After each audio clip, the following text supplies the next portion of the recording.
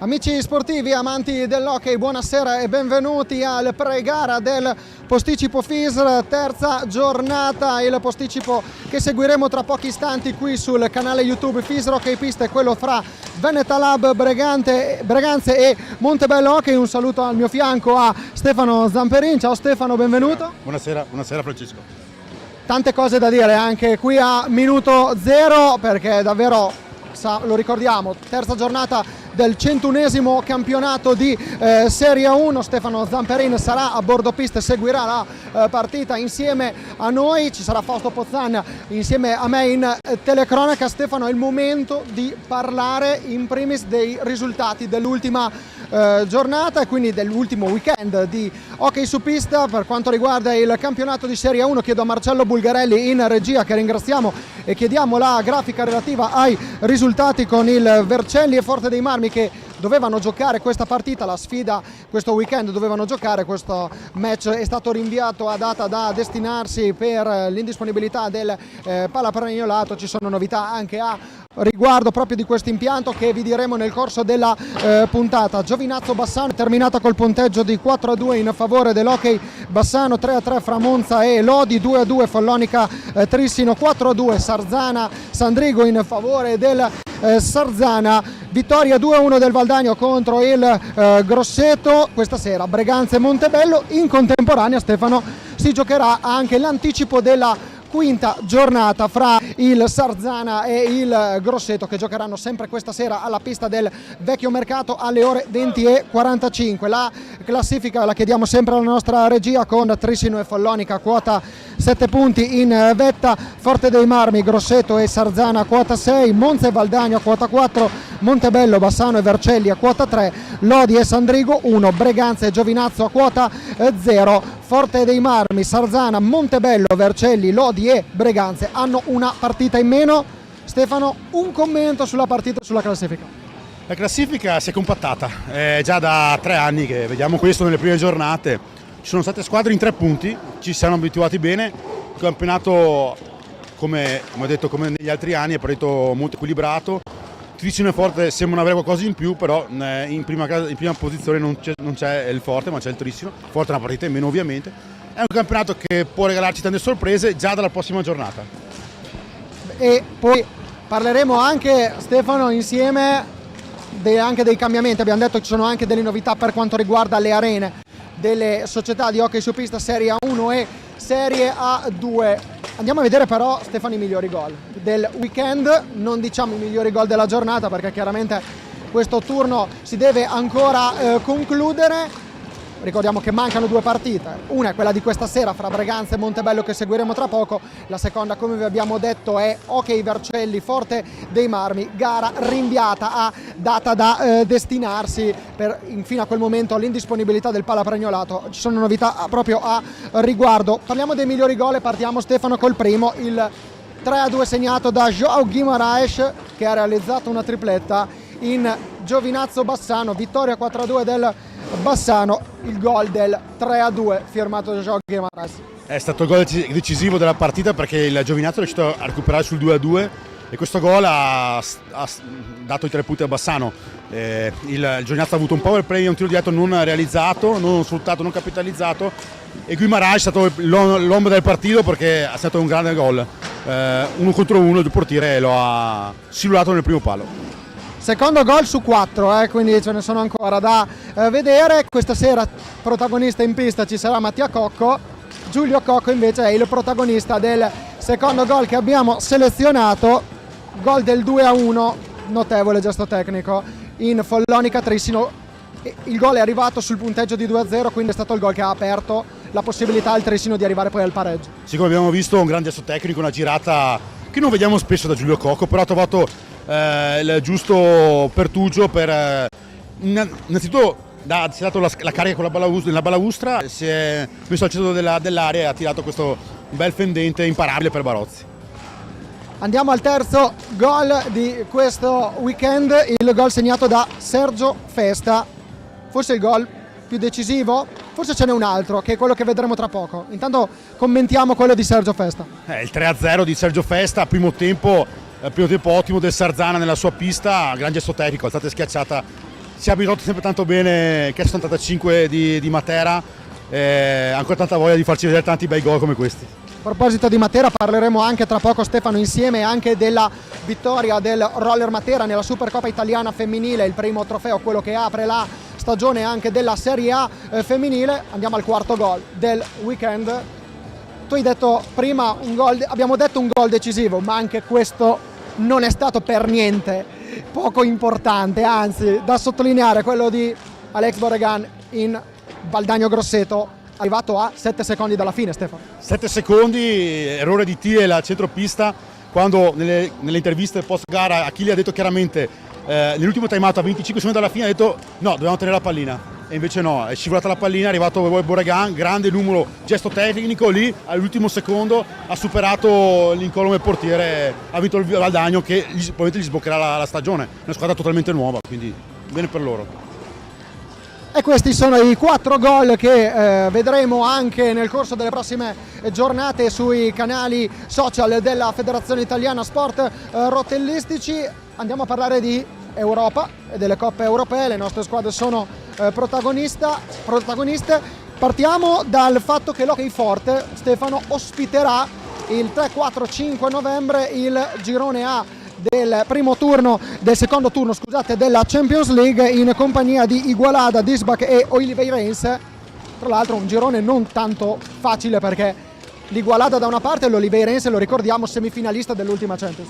In poi l'Oliveirense ha preso il Valongo, praticamente la maggior parte di quelli del Valongo della finalista delle Champions l'ha preso, solo che l'allenatore e il portiere, che erano i due elementi fondamentali di quel Valongo. E poi l'Igualada, squadra infacciata di giovani che hanno vinto un paio di titoli europei quando erano più giovani. È difficile, però il Forte gioca in casa con i suoi tifosi, deve vincere. Invece lo ricordiamo, il Sarzana, anche lei presente nel secondo turno della Champions League, sarà protagonista insieme al Calafel, società che ospiterà il girone D insieme a Calafel, Reusch e Lavenden, quindi un impegno importante anche per il Sarzana. Parliamo del sorteggio femminile, abbiamo parlato del Roller Matera, che ha vinto, lo ricordiamo, nel corso del weekend la Supercoppa italiana femminile. Dopo l'1-0 a Valdagno è arrivato il 4-0 della Tensostruttura di Matera, quindi un 5-0 complessivo che ha consegnato la Supercoppa italiana, quindi poker, perché dopo i 3 trofei dello scorso anno per il Roller Matera è arrivato il quarto, quindi si conferma la formazione che vede tra i protagonisti Valerio Antezza alla guida tecnica, Pamela Lapolla, Francesca Maniero e Rebecca Taccardi. Proprio Rebecca Taccardi ha segnato una doppietta nel match di sabato. Roller Matera che sarà inserito nel girone di Champions femminile insieme al Remscheid, che ha eliminato purtroppo la rotellistica scandianese nel doppio confronto, e le campionesse in carica del Gijón. Non è andata proprio benissimo sulla seconda squadra che abbiamo appena citato. Sì, Gijón francamente in qualunque girone lo mettevi era già il primo in classifica, perché c'ha un roster incredibile, clamoroso, grandi talenti. Tutto sarà tra Matera e Remscheid. Remscheid è Germania contro Italia, sarà come l'europeo, come siamo abituati a vedere questo grande scontro a livello femminile, quindi in bocca al lupo anche alle Matera. Hanno a gennaio, la prima partita sarà a gennaio, quindi per loro è in bocca al lupo alla Matera. E parleremo anche della partita di questa sera tra pochi istanti. Abbiamo salutato Stefano Zamperin qui al nostro fianco, tra poco avremo il presidente del Breganze Stefano Volpe, anzi non tra poco, lo avremo subito, eccolo qui, il presidente del Breganze Stefano Volpe. Prima di tutto lo diciamo, il destino sembra essere in debito un po' con voi, dopo un anno di lontananza del pubblico qui al Palafer-Arena, un anno avete giocato a porte chiuse, il destino vi è venuto poi incontro e ha permesso a voi di giocare 3 partite, questa è la terza partita consecutiva in casa, finalmente il pubblico. Sì, per noi è importante, perché poi a Breganze il pubblico è sempre stata la parte più importante della partita. Dopo 2 anni di Covid abbiamo avuto un anno di chiusura del palazzetto e sinceramente questo ci è pesato tanto. I ragazzi hanno la necessità, come in tutte le squadre, di avere chi tifa per loro e chi li sostiene poi per tutti i 50 minuti. Le ambizioni di questo Breganze, che lo ricordiamo neopromossa nel campionato di Serie 1, lo scorso anno ha vinto il girone A di Serie 2 arrivando al primo posto. Quest'anno quali sono le vostre ambizioni? Le nostre ambizioni sono di riuscire il più presto possibile a salvarci e possibilmente a fare un campionato che possa essere all'altezza dei nostri tifosi.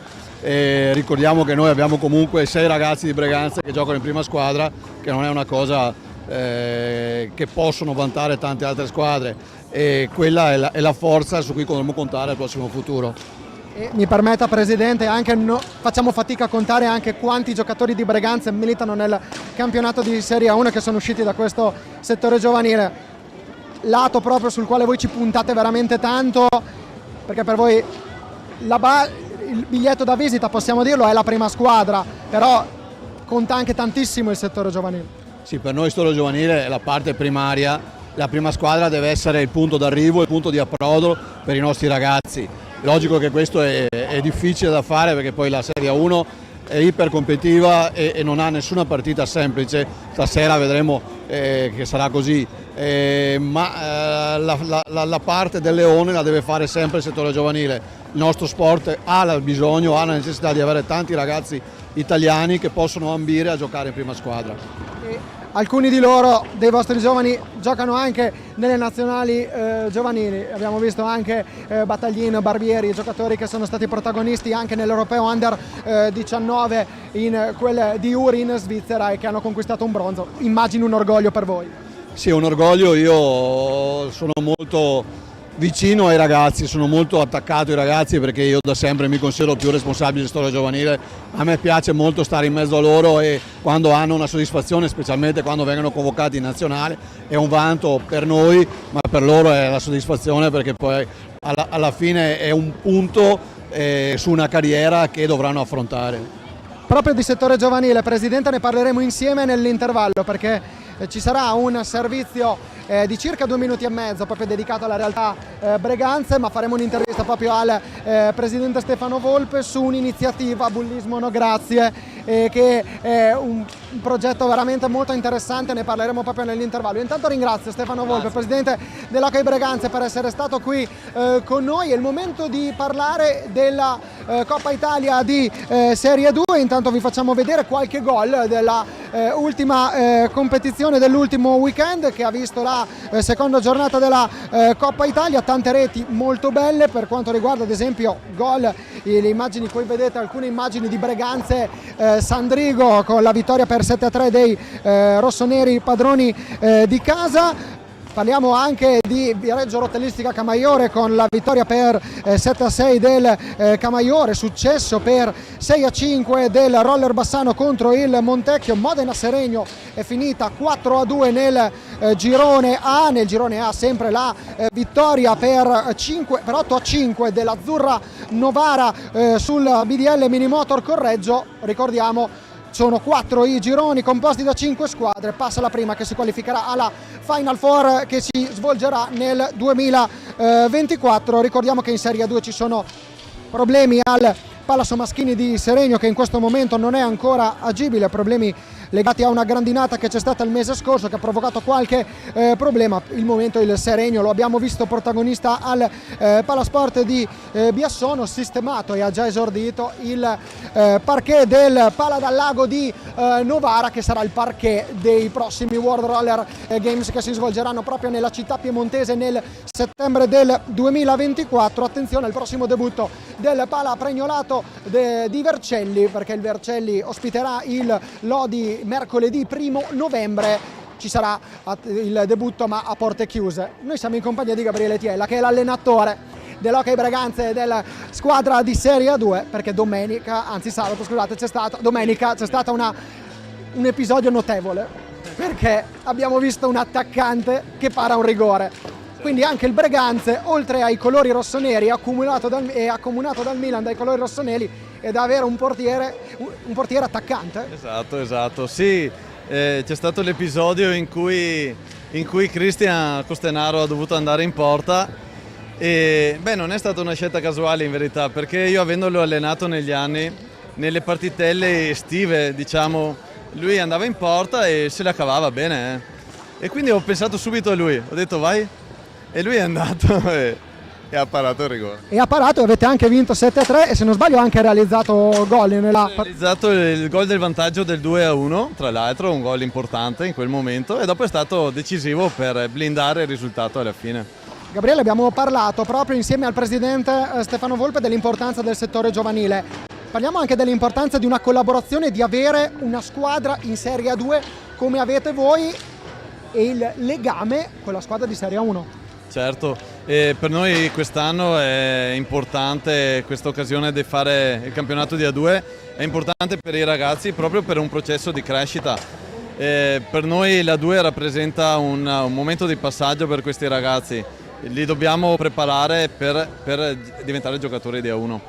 E già adesso comunque, come dicevi anche tu, c'è già una collaborazione con l'A1, i ragazzi settimanalmente fanno già 1 o 2 allenamenti anche con la squadra principale della 1 e quindi cerchiamo anche tra tecnici di collaborare, di portare una stessa visione di gioco, quindi i ragazzi devono fare questo percorso di crescita accompagnati da me, da Loris, dagli altri tecnici per diventare giocatori che possono debuttare in A1 e magari negli anni diventare protagonisti, insomma. Abbiamo 30 secondi, una battuta veloce anche sul campionato di Serie A2 che vi aspetta.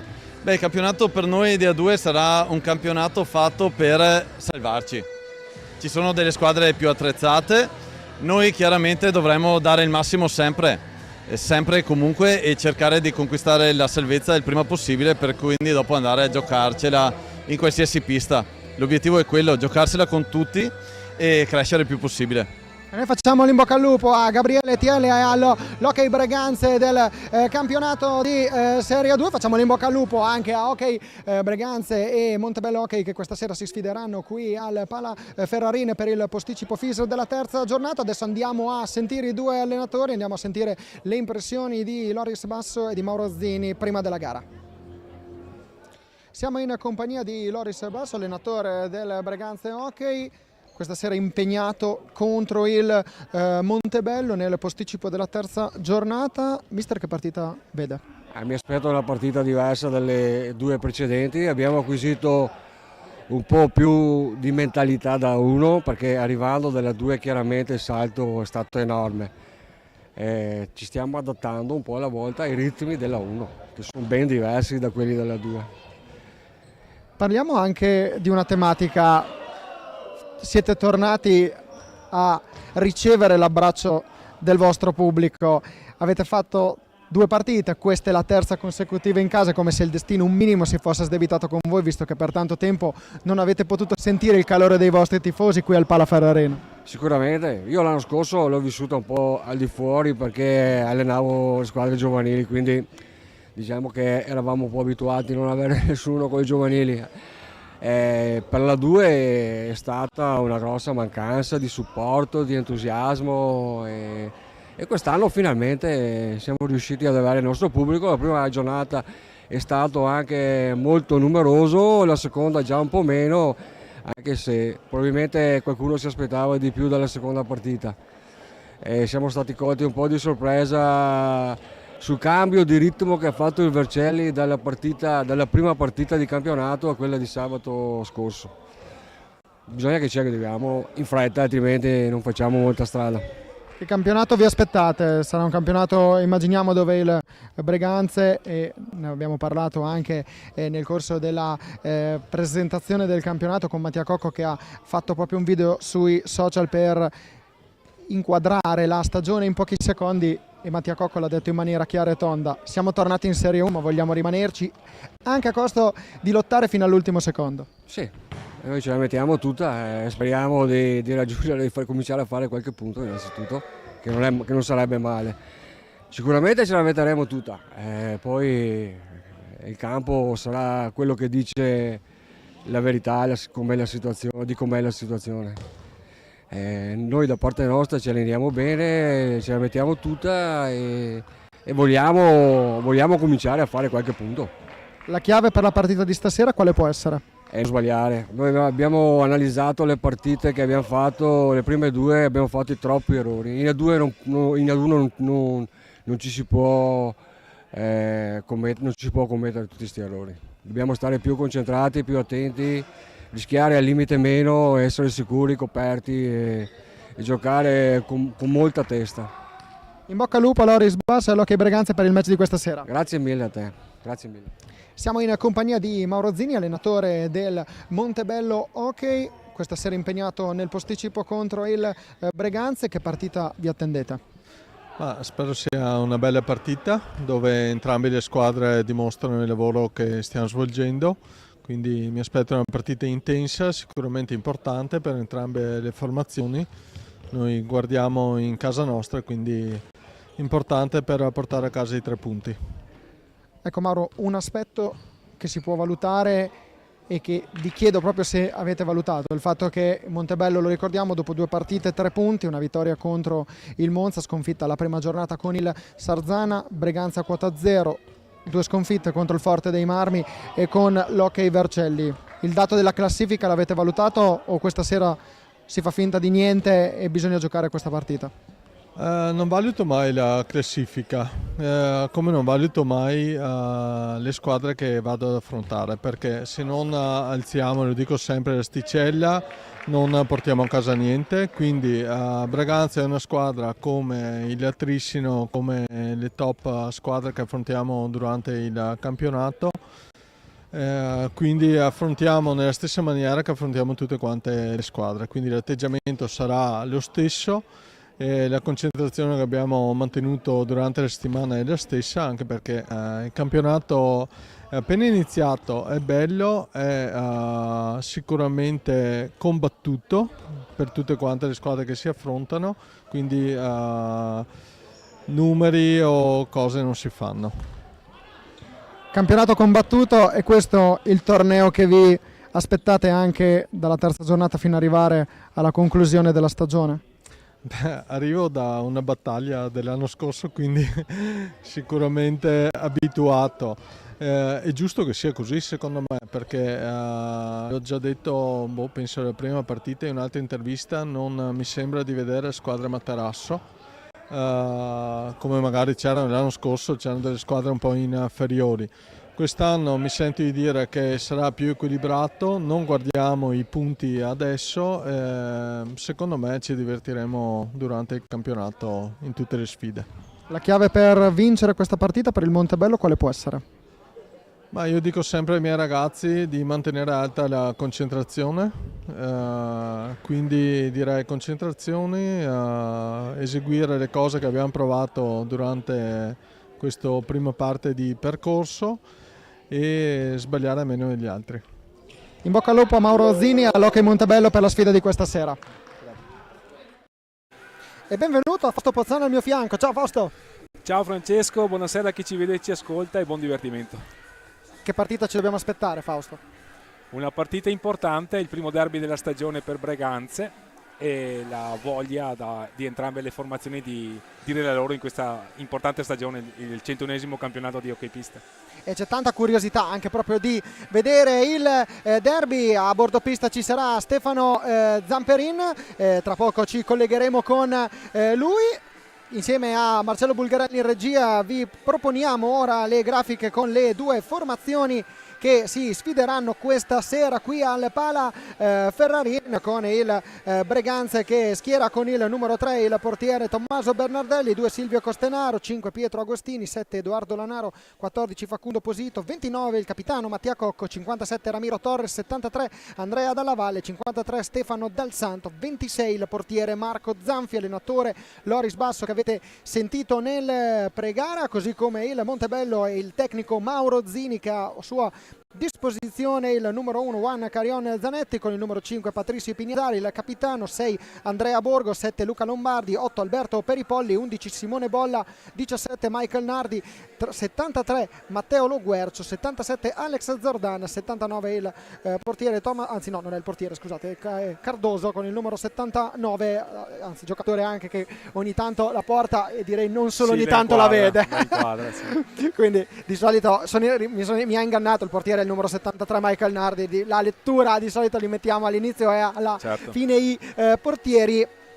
C'è da sottolineare, Fausto, anche il fatto che allora il Breganze. Intanto sta entrando in pista il Montebello.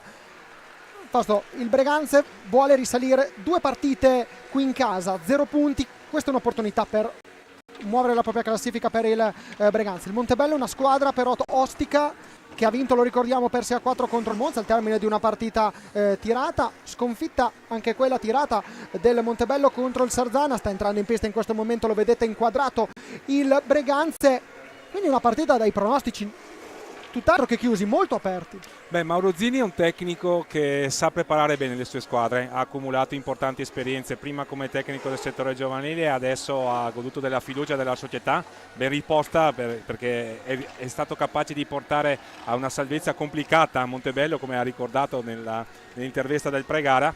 E se lo conosco cura in particolare la fase difensiva, ma ha giocatori capaci, veramente dotati di ottima tecnica individuale, e quindi che vorranno scatenarsi qui.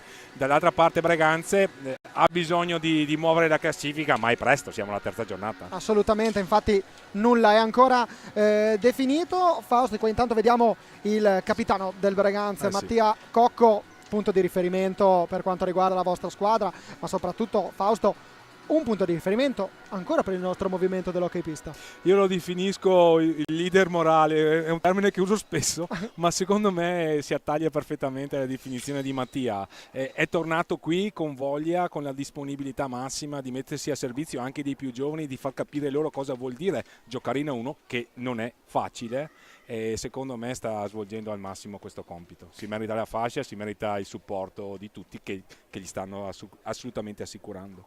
E vediamo, a proposito di fascia, anche Patricio Ipiniazar, il capitano del Montebello. In mezzo ci sono i 3 arbitri, Joseph Sillecchi e Vincenzo Marinelli di Giovinazzo. L'ausiliare è Alberto Fabris. Eccoli qui inquadrati i 3 arbitri dell'incontro. Dicevamo, Fausto, che prima cosa, e ne abbiamo parlato anche con il presidente Stefano Volpe, a minuto 0 il destino, anzi ripeto proprio la domanda che ho fatto al presidente, cioè il destino sembra avere un pochino di debito nei vostri confronti, perché un anno senza pubblico immagino che si sia fatto sentire, e non solo, poi ricordiamoci anche che oltre all'anno che avete passato ce ne sono stati anche tutti gli altri con i palazzetti a porte chiuse in tutta Italia, quindi per tanto tempo non avete avuto il vostro pubblico. Queste 3 giornate un po' il destino vuole forse un po' riappacificarsi con voi. Sì, ci stanno risarcendo, anche se poi magari nel ritorno avremo troppe trasferte, e quindi dal punto di vista della classifica è importante soprattutto stasera andare a punti. Per quel che riguarda il disagio, certo, te lo dice la voce di quelle partite al chiuso.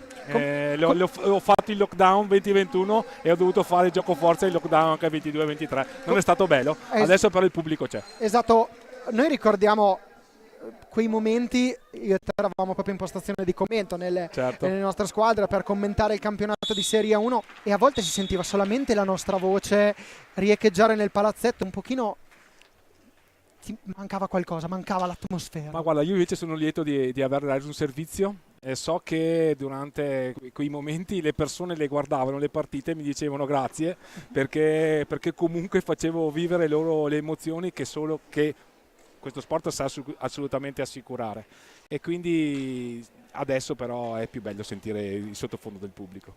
Completo nero con sfumature rosse per il Breganze, colori rossoneri per la squadra che questa sera gioca in casa. Invece completo bianco con sfumature nere nella maglia del Montebello che ha come colori sociali il bianco-rosso. Non vedo ancora collegato, anzi vediamo se Stefano Zamperin a bordo pista può dirci qualcosa. No, Stefano Zamperin non è ancora pronto in questa fase. Sentiremo i time out nel corso della partita, così come in tutti i posticipi FISR. Guardiamo anche i quintetti, Fausto. Esatto, sarebbe stato bello se Stefano ci spoilerava la composizione dei primi 5. Comunque per Breganze c'è il quintetto che ha iniziato la stagione con una novità, però importa: Tommaso Bernardelli anziché Marco Zanfi, che ha giocato le altre 2 partite. Quindi quintetto per Breganze, Tommaso Bernardelli, Mattia Cocco e Stefano Dal Santo a comporre la linea arretrata, e in avanti Ramiro Torres e Facu Posito. l'accento è così, scusa Francesco se mi permetti. Facu Posito, ok, Esatto. perfetto, quindi giusto che hai fatto benissimo a correggermi. Allora, intanto vediamo invece nel Montebello il capitano. Cardoso, Borgo, Lombardi e i Pinazar e in porta Cairon, no? C'è Zanetti, Carrion. esatto, c'è Carion Zanetti, Carrion.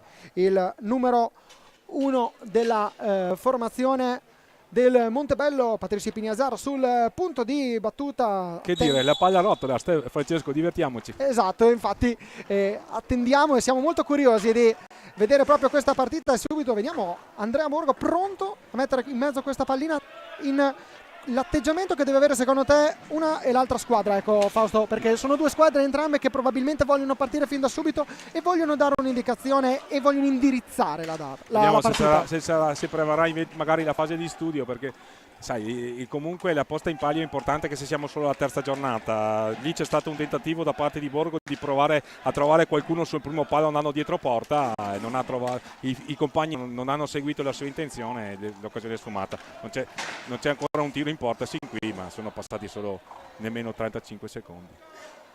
24 minuti e 14 alla conclusione della prima frazione di gara, 0-0 qui al Palaferrarin di Breganze, fra Hockey Breganze e il Tira Chimica Montebello. Veneta Lab Breganze che sta subendo e cerca e riconquista la pallina con il capitano Mattia Cocco. Attenzione in questo momento Dal Santo con Torres che prova a metterla in mezzo proprio per il numero 53, ci prova il gol del Breganze con Facundo Posito. Facu Posito, esatto, l'ha sbloccata, è stata un'iniziativa interessante sull'asse Dal Santo Torres, hanno suonato in 2 contro 1, poi la palla è nata dietro porta all'Esti a servire al centropista. Proprio per il è stato bravissimo 53, ci prova il gol a cercare i compagni prova a metterla in di mezzo proprio per entrambi il argentini. numero Bell'assist, 53, ci bel prova il tiro di gol, intenzione il da gol. fare per Carion, ma Breganze è avanti 1-0, è la prima volta in questo campionato che Breganze va in vantaggio. Infatti era proprio la statistica che stavo per dare io proprio Fausto, perché il Breganze non era mai passato in vantaggio nel corso di questa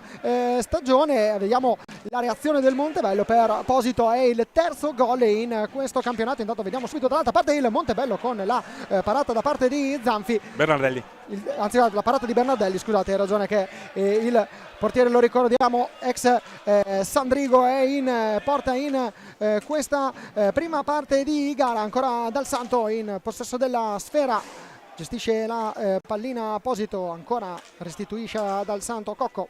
Sul tema tattico Breganze gira a 3 mentre il Montebello gioca con 2 avanti, 2 dietro, quindi sistema a 2 se lo si può definire così.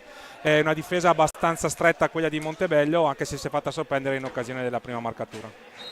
Pallina alta, come avete visto in questa fase c'è l'intervento da parte degli arbitri e quindi ci sarà la sfera in possesso per il Montebello, che Vedi che replica il sistema 2-2.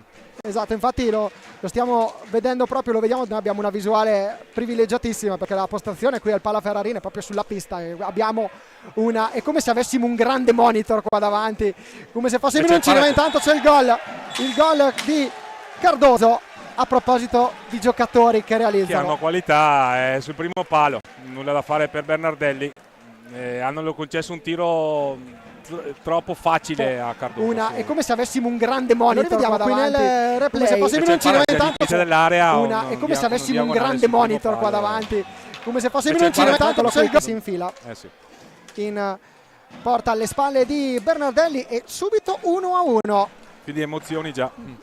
Avevamo detto fin da subito le squadre vorranno indirizzare la sfida, non siamo per niente stati smentiti. 2 minuti e mezzo, già 2 gol, e quindi già assolutamente è la premessa, e ci auguriamo che sia la premessa di una bella partita, come stiamo vedendo in questi primi battiti di gara. Torres in possesso della sfera, ancora il numero 57 Dal Santo che viene atterrato, non ci sono gli estremi per fischiare secondo gli arbitri. Pinazar tenta un 2 contro 2, scarica a Lombardi, terzo gol per il giocatore che ha realizzato la rete, cioè Veiga Cardoso, quindi terzo gol per lui, così come era è stato il terzo gol in queste prime 3 gare per Posito. Ancora Borgo in possesso della sfera, cerca di superare, lo fa Torres. Attenzione a Borgo che però attende qualche secondo più del dovuto, non opta per la conclusione. Bernardelli aveva coperto bene il primo palo, ci ha pensato il giocatore con la casacca numero 6 del Montebello. All'indietro, attenzione, 7 secondi alla conclusione del cronometro dei 45, la riprende, cade a terra Lombardi, può ripartire, attenzione a Torres, passaggio per Cocco che si ferma, ragiona, adesso è Torres dietro porta, cerca l'alza e schiaccia, viene fermato da Borgo. Breganze e Montebello entrambi intraprendenti. Sì, si stanno affrontando, come si suol dire, senza soluzione di continuità, e la partita ne risente in bellezza, quindi non sta tradendo le attese questo derby. E contribuiscono gli arbitri che non fischiano. Infatti stanno lasciando correre i direttori di gara, li ricordiamo, Silecchia e Marinelli di Giovinazzo. Alberto Fabris è l'arbitro ausiliare. Attenzione ora ancora al Montebello con Borgo che supera Torres, ancora Borgo che poi cerca di avvicinarsi alla porta. Torres in qualche modo lo accompagna dietro alla gabbia difesa da Tommaso Bernardelli. Facu Posito la riconquista. Sì, vediamo Borgo cercare spesso i compagni al centro pista, dovrebbero fidarsi di più, perché Andrea è un ragazzo che ha tocco, ha visione di gioco e cerca anche traiettorie magari molto invitanti per i compagni che dovrebbero forse seguirlo di più. E Andrea Borgo, ricordiamolo, è un prodotto del vivaio breganzese. Citavamo in precedenza, Fausto, con il presidente Stefano Volpe, ci sarebbe una lunga lista di giocatori di Breganze cresciuti nel settore giovanile del Breganze che militano nel campionato di Serie 1, a testimoniare l'importanza di questa società. Attenzione intanto ai Pignazzar, la conclusione respinta dal guanto di Bernardelli. Sì, si è riscattato, diciamo, pure dal gol del pareggio, perché questa è una conclusione insidiosa. Il contropiede a 3. Breganze non deve concedere contropiedi a Montebello, perché ha dimostrato assolutamente di avere grandi qualità e grandi capacità tecnico-tattiche e soprattutto capacità di tiro. Due squadre che si stanno affrontando a viso aperto, però. Sì, cioè, pochi tatticismi sin qui. Gli attacchi che stanno prevalendo sulle difese. E lo spettacolo, come dicevamo in precedenza, ne sta beneficiando. 1-1 il punteggio. Poche volte mi è capitato di vedere, Fausto, che ci siano più gol realizzati che falli di squadra fischiati. Sì, è vero. Comunque alla fine, se il metro arbitrale è coerente, cioè non si fischia, va bene. Cioè, l'importante è che ci sia appunto coerenza nella gestione del gioco da parte dei direttori di gara. A terra Posito, l'abbiamo chiamato, notizia, primo fallo di squadra. Dopo 6 minuti, primo fallo di squadra. Va bene. Non vedo che nessuno recrimina, e quindi se viene accettato questo metro arbitrale da tutti, che c'è coerenza nelle decisioni, va bene, non vedo nulla di sbagliato. L'hockey pista è bello anche per vedere i capovolgimenti di fronte. Stefano Zamperino a bordo pista, se ci può dire quali sono gli umori delle due panchine dopo i primi 6 minuti di gara che hanno già consegnato 2 gol. Sì, buonasera a tutti. Vediamo un tiro dal Santo, è stato un avvio soprattutto per il Montebello un po' scioccante, per l'1-0 la panchina ha dato una carica ai giocatori che hanno subito arrivati sul pareggio. Il Breganze invece è un po' più tranquillo, ma la panchina del Montebello, questo derby vicentino, è quella un po' più accesa in questo avvio. A voi la Viglia. E immaginiamo che Loris Basso, il tecnico del Breganze, sia soddisfatto della prova dei suoi. Intanto vediamo Vega Cardoso che prova ad andare via a Posito però fa buona guardia in fase difensiva. Certo, assolutamente. Ma diciamo che forse come predominio territoriale ha avuto più possesso palla a Montebello, ma di poco. Breganze, ripetiamo, gira soprattutto a 3 a mezza pista, mentre Montebello predilige magari palla a Borgo a vedere cosa succede e cercare qualche ripartenza, come in questo caso. Vediamo Borgo, il passaggio in questo caso per Lombardi, che viene fermato, ancora intervento questa volta di Torres. Sì, Torres in ripiegamento in collaborazione con Bernardelli hanno sventato la minaccia. Fallo di 5 secondi in possesso da parte di Montebello. Si ferma 2 gol. Sì, non ha varcato la metà. Sì, buonasera a tutti. Vediamo un tiro dal Santo. Da sottolineare, l'abbiamo citato poco, in casa Montebello, i 3 gol realizzati finora da Lombardi, perché il miglior marcatore è proprio il numero 7, ne ha segnati 3 lo scorso anno, ne ha segnati 3 in quelle prime 3 È un giovane partite. Sicuramente promettente, ma ce ne sono altri, anche lo stesso Lovercio che sta entrando è pronto a entrare sul cancelletto. Lombardi che prova questo rasoterra, il gol di Pignazzar. Diagonale mortifero, ha sorpreso Bernardelli sul secondo palo. è stata una carambola sfortunata che per Breganze, perché la palla che è uscita da dietro la sponda è quindi pronto a entrare Breganze soccombe. Entra Edoardo Lombardi che Lanaro. prova questo rasoterra. C'è il gol stagionale. Pronto a entrare sul C'è una cancelletto. storia anche Vediamo di Lombardi che Edoardo prova assolutamente. Lanaro, C'è il che gol. è tornato a Breganze, così come Mattia Cocco, perché Sì. è stato un ritorno quello del numero 29 capitano. Cambiato intanto il punteggio, come avete visto, con il gol di Patrizio Pignasari, il capitano del Montebello, che ha segnato il suo primo gol in questo campionato. Ricordiamo Montebello che ha perso la prima sfida contro il Sarzana per 4-2, vinto 6-4 il match contro il Monza nell'ultima giornata. Breganze che invece ha perso il match d'esordio contro il Forte dei Marmi per 10-0, sconfitta per 6-3 qui al Palaferrarin contro il Vercelli. Questa è la terza gara consecutiva che si gioca nel Palasport di Breganze. Attenzione ancora alla conclusione che viene respinta da Posito, c'è l'infrazione di bastone più alto del metro consentito. Vediamo ora il Breganze che riparte. Lanaro, protagonista di una storia particolare, lo potete vedere nei tabelloni pubblicitari, lo vedete nel nome dietro la maglia. Passione hockeyistica in famiglia, direi che ce n'è abbastanza. È un cognome importante anche per le parentele, perché lo diciamo, è il nipote anche di Franco Girardelli, perché Franco ha sposato la sorella del papà di Edoardo, che a sua volta il papà di Edoardo è stato giocatore nelle file breganzesi e quindi ha una famiglia che ha creduto nell'hockey Breganze, l'ha sponsorizzato e continua a sponsorizzarlo da anni. E poi va bene, poi c'è anche il fratello che gioca nelle giovanili, a conferma del fatto che molto spesso l'hockey, e soprattutto qui a Breganze, è un fatto di famiglia. Poi toccheremo un tema Fausto, proprio sul fatto che siamo arrivati qui per montare. Intanto vediamo Il tentativo di alza e schiaccia da dietro porta di Mattia Cocco, attento il portiere di Montebello, Carion. Vediamo anche che è entrato in pista con il numero 73 Lo Guercio per quanto riguarda Montebello. Un altro giovane importante, è entrato anche per i Polli. Ed eccolo qui in possesso della sfera il numero 8 Ipignazar, attaccare Lo Guercio. Borgo ancora per Ipignazar che va via Posito e si ferma intanto il gioco per il terzo fallo di squadra fischiato contro il Montebello. Cocco, che però è avanti nel punteggio, è la cosa più importante. Qui c'è la conclusione abbastanza leggibile dal portiere ospite, che non ha avuto problemi a fermare il tiro. vediamo Borgo che prova il diagonale con la spalla.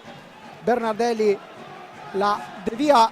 È stato sfortunato nel secondo gol Bernardelli, perché è una classica Vediamo carambola Borgo tipo che biliardo, prova il la palla che diagonale. ti esce da dietro porta, subito di prima intenzione. È stato bravissimo Pinazar a trovare il secondo palo a leggera mezza altezza. Non c'è nulla da fare per il portiere della squadra di casa. Fausto Pozzani è anche il direttore sportivo del Breganze. C'è stato un quarto fallo di squadra sanzionato contro il Montebello. Ecco, Fausto, giocare un campionato di Serie A1 è sicuramente importante per voi. C'è una differenza però tra il campionato di Serie A2 e quello di Serie A1. Quali sono le differenze principali che si possono notare in questo passaggio anche per una società che viene promossa come nel caso del Breganze? Beh, semplicemente la qualità degli interpreti. La qualità degli interpreti è superiore e ancora la qualità degli allenamenti che assicura maggiore intensità e si diceva proprio alcuni giocatori che notavano la differenza a livello fisico di tenere il passo delle partite di A1. Io penso che si sprechino anche tante energie nervose e quindi questo ne risenta proprio dal punto di vista della condizione fisica. Sbagliare in A1, abbiamo visto, significa prendere gol, e quindi bisogna sbagliare poco e giocare per imparare a sbagliare poco. Vediamo Dal Santo all'indietro per Posito, ancora Cocco per Posito proprio sotto la postazione dove ci troviamo noi in questo momento. Passaggio per Lanaro, cerca di andare via Lanaro a Borgo, sfruttato. È una sfida tra compagni delle giovanili, perché Edoardo Lanaro e Andrea Borgo sono letteralmente cresciuti insieme in una squadra dal mini hockey fino a quasi la prima squadra. Poi hanno fatto l'avventura di prima squadra a Monza assieme. Esatto, infatti. E a Breganze hanno vinto un campionato giovanile importante, l'Under 17, in quel di Giovinazzo nel 2019. Squadra sicuramente con giocatori che poi sono stati protagonisti, come stiamo vedendo in questo momento, anche nel campionato di Serie 1. Peripolli, passaggio per lo Guercio. Peripolli è un ex, giocò qui a metà della prima decade di questo secolo. Vediamo adesso Cocco dietro porta a cercare Posito dall'altra parte, calza lo sguardo, poi si deve fermare, deve attendere. Montebello sta mettendo in pista la sua organizzazione difensiva adesso, giustamente è avanti e quindi aspetta Breganze. Breganze comunque si è rivelato insidioso in più di qualche circostanza. Qui c'è la palla che danza pericolosamente, ci è andato quasi, è stato sfortunato nel rimbalzo Edoardo Ganava, era arrivato bene. Attenzione qui, Pinazar, bravo Bernardelli a non cadere e non lasciargli lo spazio per infilarlo. Borgo dalla distanza, ancora Bernardelli con il guanto a respingere. Ipignazzar prova a puntare Posito, niente da fare, però il numero 5 scarica lo Guercio e ora è Borgo, fa circolare la pallina al Montebello. Sì, congela il possesso, come è normale che sia qui. Ottima giocata di Lo Guercio alla alta, secondo il signor Silecchia sarà possesso per Breganze. E questa è stata la segnalazione. Un'ottima giocata di Lo Guercio, si è liberato bene, trottola ad andare via dall'avversario, andare a sfidare Bernardelli, poi caduto, ha ricriminato parzialmente, ma il signor Silecchia ha preso un'altra decisione. Dicevamo anche Fausto, intanto vediamo questo possibile contropiede 3 contro 2, vediamo, attenzione a Peripolli, il gol di Peripolli. Sì. 12 minuti e 5 nel corso del primo tempo, la rete del numero 8 del Montebello che porta il punteggio sul 3-1. Sì, time out intanto chiamato da Breganze, questa ripartenza a 3, ancora un tiro colpito su... ascoltiamo. Dai, con pazienza, noi stiamo attenti perché ci sbilanciamo e rischiamo di... Facciamo cambio, Edo e Paco un attimo. Da giù, quella dell'angolo. Giocano il primo su e l'altro la gioca dall'altra parte, ok? Lo so, e allora, o se no dietro porta, calma. Loro quando non giro, uno guarda dietro porta al limite dell'area. Ma ragazzi, cazzo, Un po' più veloce, dai, dietro dalla tua parte, punta, vai dentro dalla tua parte. Dai, non molliamo. ragazzi, cazzo, Abbiamo sentito, grazie a Stefano Zamperini, il time out della compagine di casa che, lo ricordiamo, appena subito il gol del 3-1. Abbiamo sentito anche un Mattia Cocco presente nel time out. Il capitano ha voluto dare indicazioni alla sua squadra, ha voluto dare anche supporto. E ha invitato un possibile sviluppo tattico a giocare dietro la porta. Poi c'è stato l'inserimento di Pietro Agostini, che è stato invitato dall'allenatore Loris Basso a provare anche le sue giocate, magari di uno contro uno dalla parte in cui magari è più portato, che è da destra a sinistra, e a mantenere la calma perché la partita è lunga. Certo, 3-1 Montebello è andato avanti intanto. Intanto vediamo Agostini che è entrato in pista. Un altro del 2003, esatto, come Borgo e Danaro, sono proprio coetanei, i famosi amici di cui si parlava prima. E li ricordiamo anche protagonisti nell'Italian Roller Games, in quel di Forlì, ancora con Cocco, doppio di marcatura con i Pignazar e Peripolli. La mantiene però il Breganze. Peccato per Breganze perché essere andato avanti anche dal punto di vista psicologico pareva un viatico importante, però Montebello ha dimostrato di essere squadra quadrata, ben organizzata e in possesso di ottime capacità di tiro e soprattutto di saper capitalizzare gli spazi che gli sono stati concessi, perché comunque le conclusioni che hanno portato ai gol sono venute da situazioni in cui il Montebello poteva giocare a campo aperto. Che giocatore è Pietro Agostini, Fausto? È un giocatore che deve accendersi, che deve avere fiducia, perché ha delle qualità tecniche importantissime. Vediamo Cocco in possesso della pallina, porta avanti il numero 29, prova il diagonale, la parata bassa. Sì, ha cercato di sorprendere il portiere avversario qui. Quello che Breganze non deve concedere, le ripartenze a campo quasi aperto di Montebello, che ha già dimostrato di saper far male. Vediamo i Pignazar che ora invita alla calma i propri compagni. 26 secondi a disposizione del Montebello, che dopo aver subito la rete dello svantaggio nei primissimi minuti di partita ha trovato la forza di rimontare, portarsi anche sul punteggio di 3-1. Vega Cardoso viene fermato, c'è il fallo di squadra fischiato contro il Montebello non l'ha commesso Vega Cardoso, il fallo, c'è stato un blocco, mi è sembrato di vedere proprio davanti al numero 79, di conseguenza sanzionato quel blocco. Va avanti Breganze con le rotazioni, inserisce Silvio Costenaro, che era stato il capitano della formazione rossonera lo scorso anno, che è culminato, lo ricordiamo, con la vittoria del campionato di A2 e la vittoria nella Coppa Italia di A2. Silvio è un difensore, è cresciuto nel settore giovanile breganzese ed è il fratello del protagonista che hai sottolineato in pre-gara, cioè il pararigori, peccato che giochi in attacco, suo fratello Cristian. L'Olivier Giroud Esatto. del Breganze, lo possiamo definire. C'è questa accomunanza di colori sociali e anche di ruoli e di portieri. Intanto vediamo il tiro di Peripolli, la parata di Bernardelli con il guanto, la ripartenza proprio di Agostini che si ferma, ma cade a terra, ma si rialza subito. Volontà non manca, Agostini. Assolutamente. E poi è entrato anche Torres è uno che proprio dal punto di vista della volontà è assolutamente encomiabile, avrebbe bisogno di un gol per sbloccarsi questo ragazzo. E ne ha segnati 30 lo scorso anno sì. in Serie A2, di grande protagonista sì. della promozione del Breganze. Quanto ai colori sociali del Breganze, la maglia rossa ha una ragione storica, era il colore delle MT3 e della Laverda, che è stato lo sponsor del Breganze per tutti gli anni 60-70 e i primi 80. Colosso proprio per quanto riguarda il settore agricolo, ancora presente ma con un altro marchio qui a Breganze. A Breganze è presente anche lo stabilimento della Diesel, giusto per dare una informazione per quanto sia importante che ha sede dove avevano sede le moto Laverda, che è un altro marchio dell'epoca degli anni 70, ma lasciamo stare Marcorte e andiamo in cronaca, Francesco. Vediamo intanto con il Montebello, con Vega Cardoso per i Pignazar sul lato sinistro della pista, cade a terra Agostini, c'è l'intervento da parte del direttore di gara, fallo di squadra numero 6 fischiato contro il Montebello. 9 minuti e 42 alla fine della prima frazione di gara, 6 falli di squadra contro 1. Numero 6 comincia a pesare, potrebbe pesare. E con la curiosità che il primo è stato fischiato dopo 6 minuti di gioco, come avevamo sottolineato in inizio di telecronaca. È vero, 10 minuti fischiati, 6 falli di squadra al Montebello. Arbitri che forse hanno cambiato un pochino il loro metro.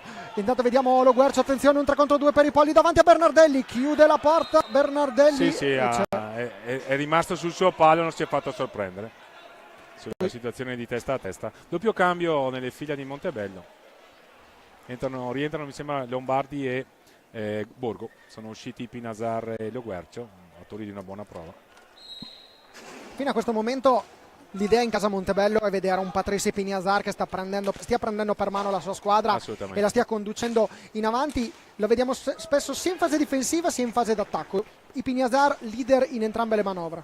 E poi il fosforo di Andrea Borgo che va a cercare i compagni, palleggio a testa alta, ottime qualità. Qui però commette fallo e cede nel possesso palla nella propria metacampo, quindi si riparte con Breganze, con Torres a scambiare con Costenaro. E vediamo Costenaro ora in possesso della sfera, adesso è Torres a portarla in avanti, per i Polli cerca di chiudergli il varco, all'indietro Agostini per Cocco prova a puntare, c'è il blocco di Agostini, giudicato regolare dagli arbitri, Cocco ancora dietro porta, alza e schiaccia, non inquadra lo specchio della porta. Bella azione quella di Mattia Cocco. Qui c'è Torres che si esibisce in quello che è forse il suo numero principale, saper rubare palle in 1 contro 1, infatti becca il fallo di squadra, anche se in realtà mi sembra che forse avesse cercato la palla, comunque il contatto c'è stato e il signor Silecchia giustamente ha fischiato fallo di squadra in favore di Montebello. 2 li ha commessi Breganze, 6 Montebello, 8 minuti e 23 alla termine della prima frazione di gioco. Avete visto nel replay l'episodio del gol sbagliato da Mattia Cocco in azione personale, gol sbagliato di Mattia Cocco, la sfortunata azione di Lanaro. Breganze che comunque in avanti si è portato più volte. Il Montebello è arrivato a mio parere più volte alla conclusione di impegnare Bernardelli. Sì, e soprattutto a campo aperto. Breganze se le è dovute sudare le proprie occasioni, Montebello invece ha sfruttate, e qui c'è il quarto gol. E qui c'è il gol. Grande giocata di Lombardi. Gol realizzato da Lombardi, ne avevamo parlato in precedenza dei 3 gol realizzati da Lombardi alla vigilia di questo match. È arrivato il quarto a quota 16 minuti e 52 secondi di gioco. Ecco qui il replay dalla telecamera bassa. Lombardi che si è infilato, ha infilata la sfera sul secondo palo, nulla da fare per Bernardelli. Adesso è Borgo a stoppato la palla col pattino, da quest'anno si può, e quindi le recriminazioni stanno a zero. Braganza si sta caricando di falli, ha subito il colpo, ha subito il momento favorevole di Montebello, la formazione di casa, e deve stare attento a non sbandare. Vediamo Stefano Zamperin da bordo pista. Sì, c'è un po' di nervosismo. Ti sentiamo Perché Ti chiediamo Stefano, ti sentiamo bene? Se puoi parlare forse con un tono più basso. Prova pure ora Stefano. Prova, mi senti? No, dicevo che un po' di nervosismo per il Breganze in questo frangente, 2 errori difensivi fatali, questo di Lombardi poi è stato veramente una voragine in difesa, c'è qualche problema in difesa e ne risente tutta la squadra sotto di 3 reti. A voi la linea. Come può tornare in partita il Breganze, Fausto? Quali sono le prime mosse? Non concedendo facili contropiedi a Montebello, insistendo su quello che aveva detto il suo capitano, andare a giocare dietro la porta, perché consente di abbassare la difesa avversaria e quindi poter respirare, diciamo, nella gestione di palla a metà pista e provare magari qualche tiro da lontano con la deviazione. In questo momento Breganze deve soprattutto pensare che la partita è ancora lunga e non deve subire altri gol. Invece in casa a Montebello continuare così, perché hanno dimostrato di essere padroni del campo e stanno assolutamente meritando il vantaggio. Vediamo anche Costenaro che ha provato il tentativo di passaggio, il gioco si è fermato. Abbiamo parlato nel pre-gara, lo ricordiamo, l'evento di Cristian Costenaro che nella gara di Serie 2 fra Breganze e Sandrigo, che ha visto la vittoria per 7-3 della formazione rossonera. Cartellino blu al portiere, che in questo caso era Tagliapietra. Esce Tagliapietra. Gabriele Tiella, allenatore del Breganze di Serie 2, non esita un secondo, maglia a Cristian Costenaro e tempo tecnico di fargli indossare le protezioni, perché non è proprio come nel calcio dove basta dare i guanti, e poi subito, e qui c'è il gol di Ramiro Torres, si sblocca Ramiro Torres, e questa è una bella notizia per i tifosi rossoneri, non ce ne vogliono gli amici di Montebello. E lo vediamo anche quanto sia stato atteso questo gol, perché l'urlo di Ramiro Torres è stato uno e anche quelli... sì, l'hanno accompagnato anche in tribuna, perché sto ragazzo ha bisogno proprio di trovare qualcosa di positivo, qualcosa che lo esalti. Se riesce ad esaltarsi può essere un fattore. 4-2, almeno Breganze di mezzo il vantaggio. Quello che avevo sottolineato prima, l'importante in quel momento non era prendere un altro gol, perché Montebello era assolutamente padrone della partita dal punto di vista anche psicologico e non solo tecnico. Adesso il Montebello non deve rimanere concentrato sulla partita, perché deve stare attento a non subire il momento del Breganze. Guarda, ha già chiamato time out, vedrai che ci pensa lui a caratterizzarli a dovere. Lo conosci bene, Marosi? Sì. Vediamo Borgo. È un ottimo tecnico, molto preparato. Vega Cardoso ora in possesso della sfera, all'indietro per Borgo. Lombardi vuole provare a sfruttare il momento il Breganze. Adesso il Montebello però è in possesso della pallina. Borgo sul lato destro della pista, all'indietro, in questo caso con il numero 11 Bolla, che è entrato in pista, fa il suo esordio in questa gara. Lombardi attaccato dal Santo, raddoppio di marcatura con Torres. Lombardi va via a entrambi i giocatori. Lombardi, Che bella azione che ha fatto Lombardi. Ed ha provato il tiro. Bravo anche Bernardelli, perché una botta sicura, quel tiro in diagonale era potente, ben indirizzato, ci ha messo il guantone. Abbiamo visto in 2 occasioni anche maschere che si sono rotte al contatto col tiro. Forse quella di Bernardelli un po' rischiato. Sì. Vabbè, meno male che non aveva il plexigas, sennò lì la vedevo male.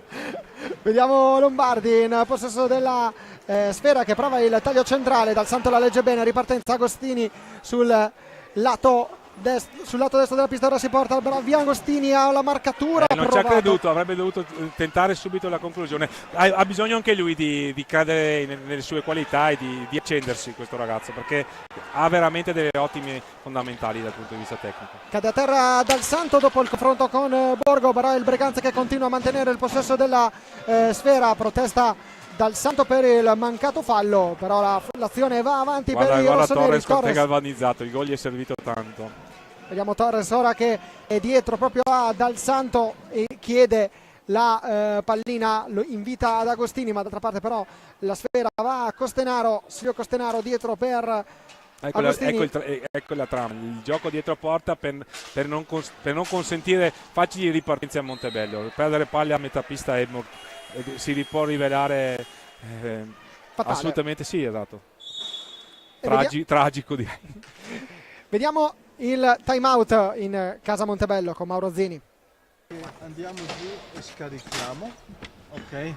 Mi va bene il passaggio qua, ma questo parte, viene a fare il blocco e si può entrare, ok? Abbiamo anche un po' di svolta, ragazzi. Dietro porta mi va bene, si scarica fuori e quando decidiamo di fare una cosa la facciamo, abbiamo visto, no? Ok, si può entrare, ok, non voglio che perdiamo le palline perché facciamo un tocco in più, assolutamente. Attenzione nell'angolo di andare a caccia perché ci girano attorno.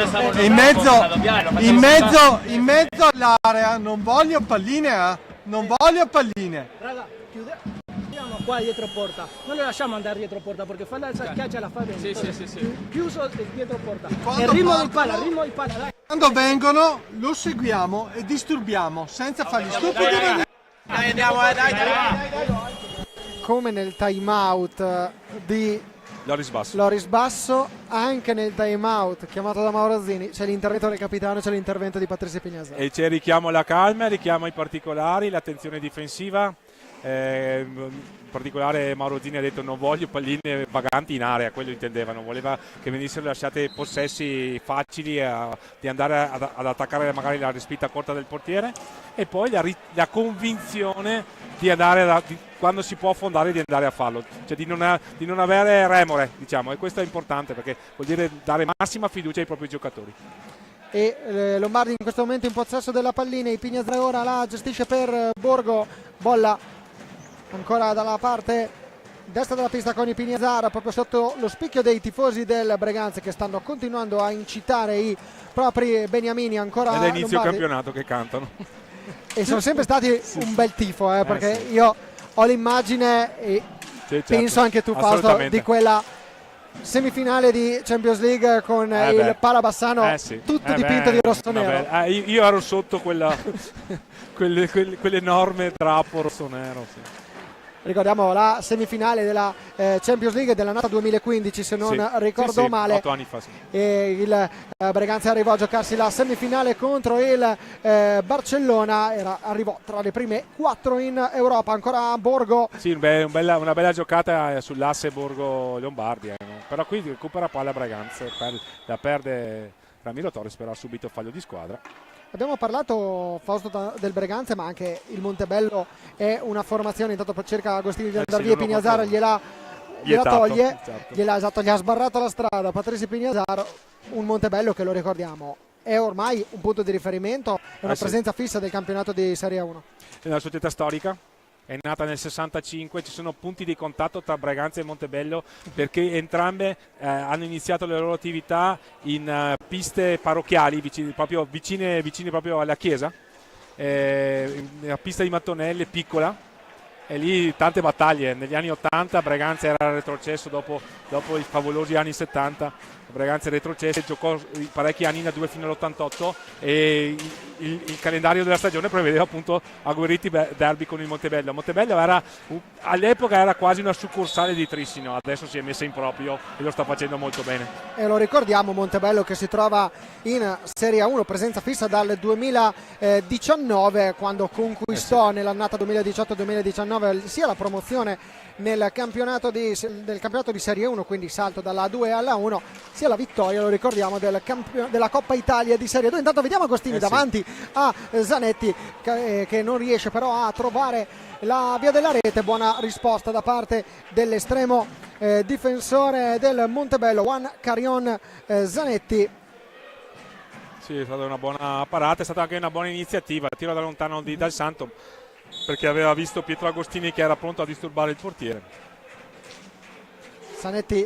Carion Zanetti, lo ricordiamo, portiere argentino, classe 2004, 19 anni, complimenti. Decisamente giovane, ma prospettive rose per il numero 1 in completo giallo del Montebello. Adesso però siamo dall'altra parte con Borgo che Passa orizzontale la pallina per Lombardi, la conclusione, la parata di Bernardelli, prova a innescare involontariamente Torres che va in velocità, cerca di superare due avversari, agguerritissimo Ramiro Torres. Te l'avevo detto che si era scatenato.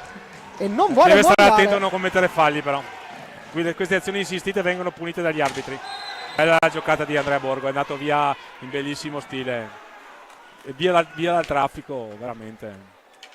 È in palla Andrea Borgo, è stato limitato dagli infortuni negli scorsi anni, ma è assolutamente un elemento su cui fare affidamento anche in prospettiva nazionale.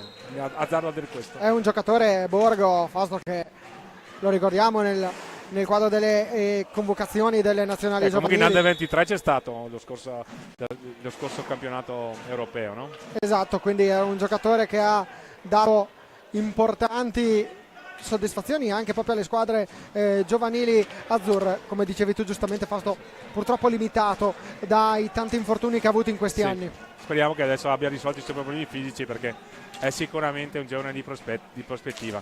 E a fargli compagnia c'era nella spedizione azzurra dell'Under 23 c'era anche Tommaso Bernardelli come secondo portiere, lo ricordiamo.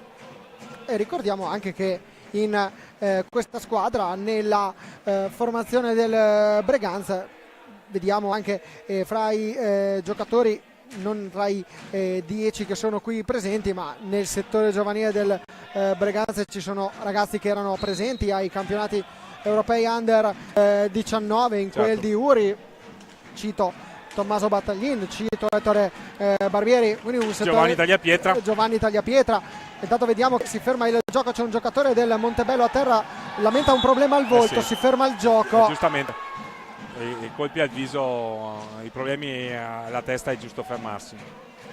Vediamo intanto. Protestano i giocatori rossoneri, ma è giusto sincerarsi delle condizioni del giocatore di Montebello. Alle spalle di Lombardi, cioè anzi dietro a Lombardi c'è uno stemma che si chiama Bullismo No Grazie, un'iniziativa che presenteremo nel corso dell'intervallo, quindi tra 54 minuti e 20 secondi terminerà la prima frazione di gara. Sì, è volato questo primo tempo, ci siamo divertiti, Francesco. Assolutamente. Diamo anche qualche numero, perché vediamo 6 falli di squadra fischiati contro il Breganze e 8 contro il Montebello. Vediamo il replay. Sì, è la situazione spallata, l'impressione che abbiamo avuto vedendo le immagini. È proprio Andrea Borgo, tra l'altro, che sta uscendo. Non ha avvisato irregolarità il direttore di gara o dopo ha solo fermato il gioco, mi sembra. Costretto ad uscire per l'intervento degli arbitri. Borgo rientra per i polli. Un altro fattore sono quasi prego Stefano. Sì, no, il problema al naso, come avete voi, la spallata sul naso, non sangue. Ovviamente un colpo, è stato un brutto fallo, molto agitata ovviamente la panchina del Montebello e voleva il fallo di squadra, non è stato ravvisato dalla coppia arbitrale a voi la linea. Sì, dicevo che entrambi gli allenatori hanno attinto praticamente a quasi tutti i giocatori di movimento. Breganze ha tenuto in panchina il solo Andrea Dalla Valle, mentre probabilmente anche per Montebello forse manca solo un ingresso, poi sono entrati tutti. Vediamo Torres per Dal Santo. Agostini, linea di centropista superata dal numero 5, all'indietro per Dal Santo, che con esperienza ha contato e calibrato i 5 secondi per gestire la pallina nella propria metacampo. Ancora il passaggio a cercare Torres, sì, da parte di Costenaro. La differenza tra Breganze e Montebello è proprio l'attenzione difensiva, qui però c'è un buon recupero. Vediamo il passaggio per Breganze, di Agostini per Torres. Non è riuscito a stopparla, era un passaggio forte, filtrante, ma è nelle corde di Ramiro Torres riuscire a stoppare una palla così, e ci fosse riuscito andava a testa con Carion. 43 secondi a disposizione per il Montebello, ma ne mancano 19. Attenzione alla fine della partita, Agostini che ha rischiato di soffiare la pallina. Vediamo Lombardi che prova a presentarsi dalle parti di Bernardelli. 9 secondi alla fine della partita, chiude in attacco il Montebello con Peripolli dalla distanza. Il tiro viene parato senza particolari problemi da Bernardelli, cade a terra Dal Santo. C'è l'intervento del direttore di gara che chiede dal warning richiamo, simulazione per Dal Santo. No, vabbè, no, fallo di squadra a favore però. Fallo di squadra a favore di Breganze però. Forse No, invertito. No. Ha invertito. Quindi Inizialmente aveva dato fallo di squadra a favore. Comunque il primo tempo finisce, Breganze ha avuto il merito di rimanere in partita. Sul 4-1 Montebello era sicuramente padrone del match. Breganze ha trovato questo gol con Ramiro Torres, quindi può provare a giocarsela la partita nella seconda parte. 3 decimi alla fine del match, ecco la sirena del Palaferrarin che scandisce il fine del primo tempo. Termina qui la prima parte, i primi 25 minuti della sfida con Breganze e Montebello che va a riposo sul punteggio di 4-2 in favore del TR Chimica Montebello. Vanetta Lab Breganze che è passato in vantaggio con il gol segnato da Posito, eccolo qua, il numero 14 Facundo Posito, che ha trovato la via della rete, il passaggio di Ramiro Torres, il gol dell'1-0. Ecco qui invece le reti che hanno portato al pareggio, quella del numero Cardoso Veiga, il numero 79 del Montebello. Un buon gol. Forse qui guarda la carambola micidiale per il 2-1. E questo è il gol del 2-1 segnato da Patricio Pignazar. Ecco qui a 12:08 del corso della prima frazione. La rete di Peripolli, probabilmente Bernardelli era nascosto da Mattia Cocco e non è riuscito a intervenire. Poi il gol di Lombardi per il 4-1. Eccolo qui, lo vediamo, Lombardi che dalla parte sinistra si accentra e poi arriva alla conclusione. Ecco qui il gol e chiudiamo con la rete di Torres. Finalmente Ramiro Torres si iscrive al club dei marcatori di questa Serie 1 2023-24 e questo è un fattore che può forse orientare la fiducia di Breganze per la ripresa. Noi invece andiamo a sentire, a raccontare un po' il mondo del Breganze. Prima andiamo a parlare un po' della realtà e delle 3 mission, l'abbiamo definito così, le 3 mission della società Breganze. Poi andiamo a conoscere da vicino il progetto Bullismo No Grazia.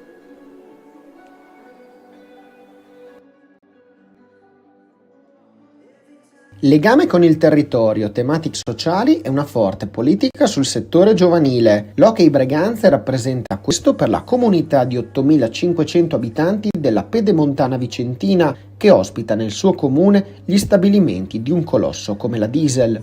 Fondata nel 1961, la squadra guidata dal presidente Stefano Volpe rappresenta tuttora un punto di riferimento per il mondo dell'hockey su pista nazionale, più titolata la formazione femminile, che nel corso della storia ha vinto 6 edizioni del campionato e 3 della Coppa Italia. La squadra maschile ha conquistato 2 scudetti, 4 Coppa Italia, una Supercoppa Italiana e una Coppa Italia di Serie 2. In apertura di servizio abbiamo parlato delle 3 mission della società.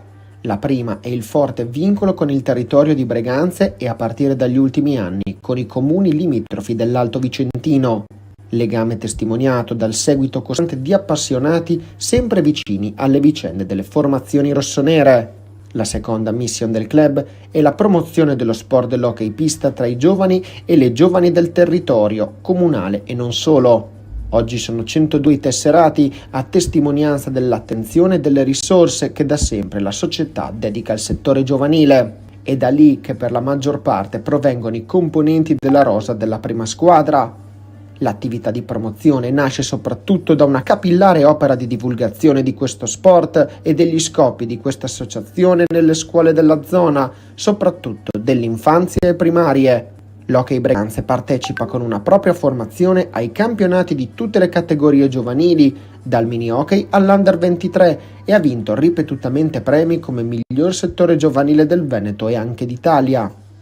Il prossimo obiettivo è quello di ricostruire nel breve e medio periodo una formazione femminile, dopo che per anni la società rossonera ha dominato l'hockey pista in rosa italiano. La terza mission è legata alle tematiche sociali di maggior rilievo per consentire di svolgere l'attività sportiva in un clima favorevole di rispetto e di sviluppo ottimale della personalità delle proprie atlete ed atleti. Da qui in particolare l'adesione al progetto Bullismo No Grazie, che vede in prima fila l'Hockey Breganze nella lotta contro una problematica che purtroppo rischia di minare nelle sue degenerazioni l'equilibrio psicofisico proprio delle nuove generazioni.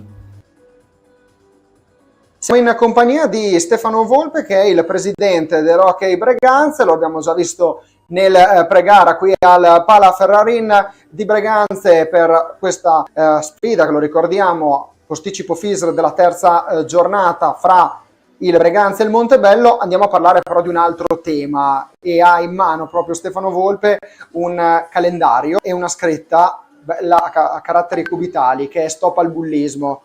Stefano, parliamo proprio di questa iniziativa che vi coinvolge. Il Stop al bullismo, oltre al messaggio importante, da dove nasce? Nasce da un incontro di 3 anni fa tra il sottoscritto, un caro amico che è anche un nostro sponsor, che è Massimiliano De Stefani, ingegnere informatica, e Fabio Denunzio, che è presidente di Bullismo No Grazie, questa associazione che nasce proprio dall'idea di Fabio per cercare di aiutare i ragazzi al di fuori di quello che è l'ambiente scolastico.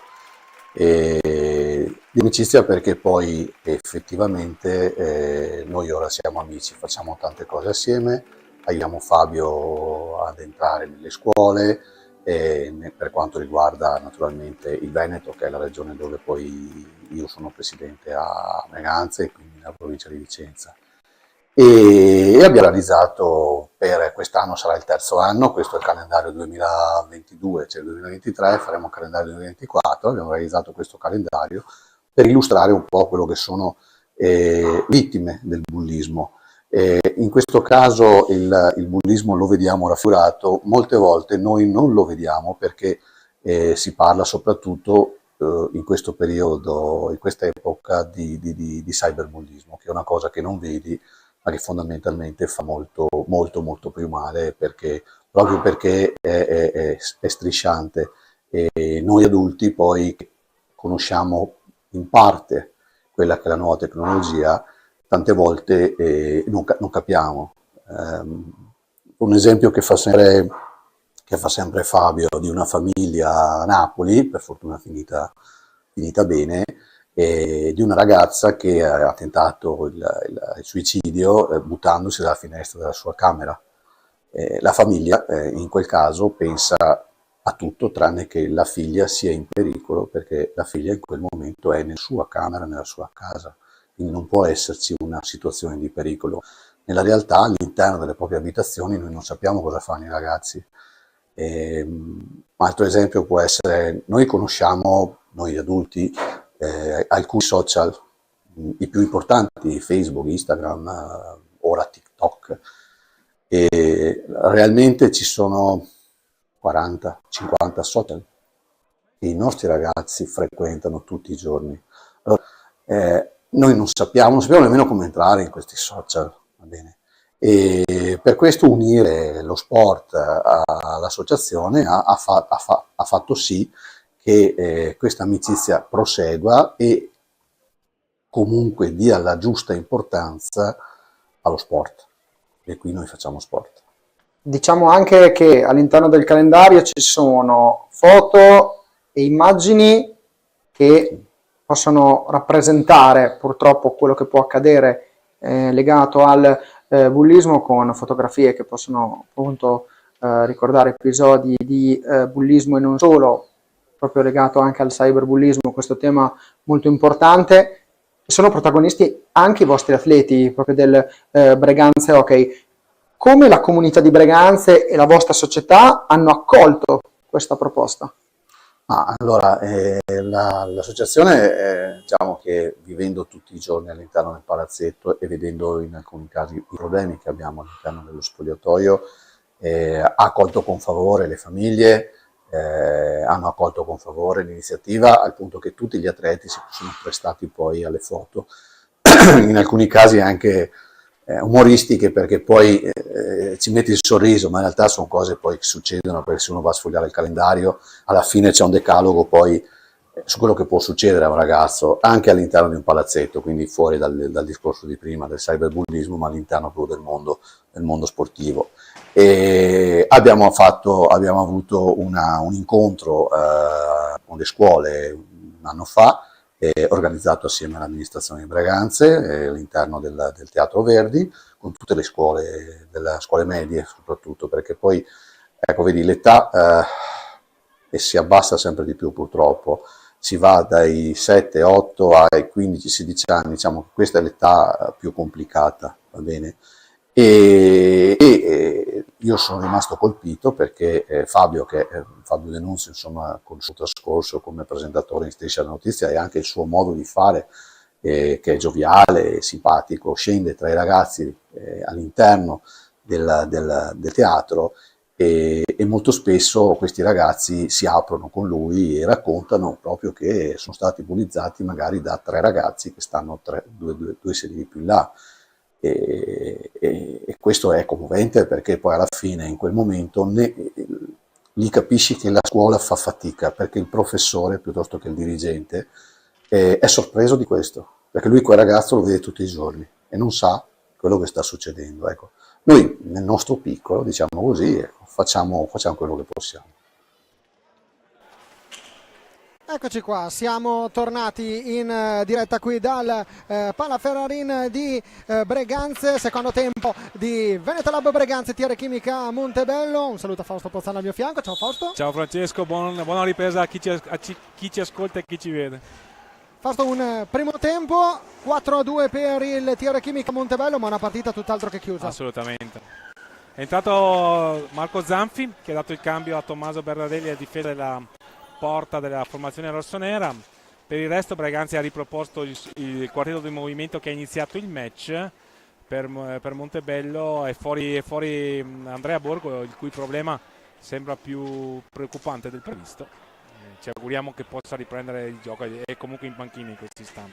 E c'è Peripolli al posto, questo è l'unico cambio rispetto al quintetto che ha iniziato la gara per il Montebello. Vediamo Cardoso che prova il tiro, la pallina che viene deviata dalla difesa del Breganze. Attenzione però ancora Peripolli che la soffia a Mattia Cocco. Lombardi prova a puntare dal Santo, Lombardi va via in velocità, lo supera, bravo, scatenato veramente. Bravo Lombardi per quella serpentina che l'ha portato al passaggio al centro. Non è riuscito però nessun giocatore del Montebello a trovare la pallina e a provare la conclusione, però continua la formazione in casacca. È partita meglio la formazione ospite che è in vantaggio 4-2, lo ricordiamo, e per larghi tratti della prima frazione ha messo alle corde Breganze, che è stata abile almeno a provare a rientrare in partita con il gol di Torres.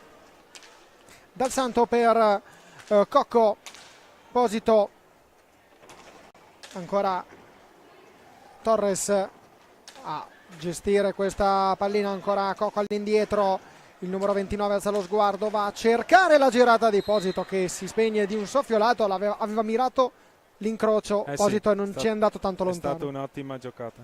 E intanto diamo i risultati anche dell'altra partita che lo ricordiamo, è l'anticipo della quinta giornata tra Sarzana e Grosseto. Sta vincendo 3-1 il Sarzana e quindi nell'eventualità di una vittoria del Sarzana sarebbe la formazione ligure a issarsi momentaneamente al primo posto in graduatoria.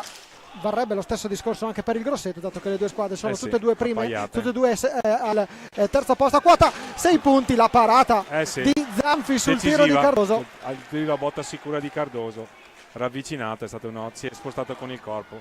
Alle viste l'ingresso in pista di Andrea Dalla Valle, gli dà il cambio Ramiro Torres, quindi Breganze ha sfruttato tutti i giocatori a disposizione dell'allenatore Loris Basso. Esordio per Dalla Valle in questa partita, ancora Cocco che prova a servire la pallina in mezzo. Aveva cercato un compagno sul secondo palo, invece è stato bravo Lombardi, le finte di Lombardi. Si ferma Lombardi perché ha subito il colpo dal Santo, voleva magari il fallo, il signor Silecchia non ha, fra virgolette, abboccato. C'è un gioco di sguardi non proprio sì, assolutamente non proprio amichevole, qui esatto. Bello stile, se ne va per i polli dall'alto della sua classe 86 a proposito, giocatore assolutamente dotato di ottimi fondamentali. Vediamo per i polli per Pignasari ancora qui bello stile, qui ci vuole un altro miracolo di Marco Zanfi per tenere Breganze in partita. Sta monopolizzando il gioco in questa fase Montebello, è alla ricerca magari del colpo del possibile KO. Stavo per dire che gol sbagliato, non è che avevo visto il gol, ecco, secondo me è stata più una grande parata di Zanfi, e qui però vediamo se peccato perché Facu Posito si è esibito in un'ottima giocata, e anche lì il portiere ospite ha voluto imitare il collega. No, concordo assolutamente con il tuo giudizio, nettamente più una bella parata di Zanfi che un errore del giocatore della Montebello. Adesso è Ipignazar a gestire la pallina per Cardoso, per i Polli. Cardoso all'indietro, adesso supera la linea di centropista, poi scarica ancora per Lombardi nella propria campo. È la finta di tiro di Lombardi, lo scarico indietro per Cardoso. Montebello gioca a memoria, è padrona del match comunque, anche se qui il portiere ricorda che sta cadendo il tempo per andare al tiro. Rimediano, c'è un potenziale 2 contro 1, vediamo se Braganze lo farà sfruttare, invece no, purtroppo la conclusione del Santo è imprecisa. C'era Apposito dall'altra parte, ha optato sì, ma per la in realtà conclusione. il tiro era anche insidioso, peccato, è stato impreciso. Ipignazar, ora è il Montebello che ha 32 secondi a propria disposizione, il numero 5 argentino cerca di andare via dal Santo, poi appoggia la sfera a Lombardi prima e Cardoso, poi Ipignazar ancora, Lombardi. Girano a 3 adesso i giocatori di Mauro Zini a metà pista. Vediamo anche che c'è una circolazione di palline anche abbastanza veloce, si trovano bene i giocatori del Montebello. Sì, Braganze sta cercando di difendere basso per non permettere gli inserimenti di Montebello che nel primo tempo sono costati caro. Ancora Apposito che prova a puntare si è messo in Ipignazar. proprio, ma 1 contro 2 non è una grande idea, però invece ci smentisce. Guarda che giocata, Francesco. Ha saputo ben gestire questa pallina, ha provato poi il tiro dalla Valle, niente da ha cercato fare. di aggiustare una palla Andrea Dalla Valle, non era semplice, è stato bravo, suonato solo nella conclusione finale, quel tiro rimpallato dai pattini di Perripolli. Braganza prova a spingere, 19-29, adesso Andrea Borgo con un vistoso cerotto. Fortunatamente c'è un plexiglass che divide la panchina del Montebello dal pubblico, c'erano 3 ragazzi che avrebbero probabilmente preso in pieno quella pallinata. Assolutamente. Era un missile quello di Dal Santo che aveva liberato uno dei giocatori più esperti per quanto riguarda il Breganze. Ancora Apposito. Ha avuto un ottimo riflesso difensivo Ipignazar, è rivenuto su di lui, gli ha portato via la palla, si ferma il gioco, c'è un problema, forse sì, al volto per Facuposito. Fair play, il capitano di Montebello si è fermato, ha richiamato l'attenzione dell'arbitro. Vediamo, ci sembra che Facuposito possa riprendere il gioco regolarmente. Ecco qui, vediamo proprio l'inquadratura stretta sui 2 giocatori, in particolare su Apposito. Si riparte Con Lombardi, azione personale per lui che supera la linea di centropista, prova a puntare, Apposito si porta dietro lo specchio difeso da Zanfi. Ora è il numero 8 per i Polli a gestire questa pallina. Il Montebello avrà ancora a disposizione 19 secondi. Cardoso, è uno spunto invidiabile quello di Cardoso, in progressione se n'è andato. Qui la palla sporcata da Andrea Della Valle, ma sono più lesti i giocatori di Mauro Zini. vediamo che Cardoso, Fausto, sa mettere in più modi in difficoltà il Breganze. Grande patinaggio, grande qualità di patinaggio, se ne va in allungo, non ha nemmeno bisogno di alzare i pattini per accelerare. E questa è una tipica caratteristica dei giocatori portoghesi, non alzano i pattini, riescono a sviluppare comunque velocità e questo rende ancora più imprevedibile chi deve marcarli, perché non sente nemmeno il rumore delle ruote.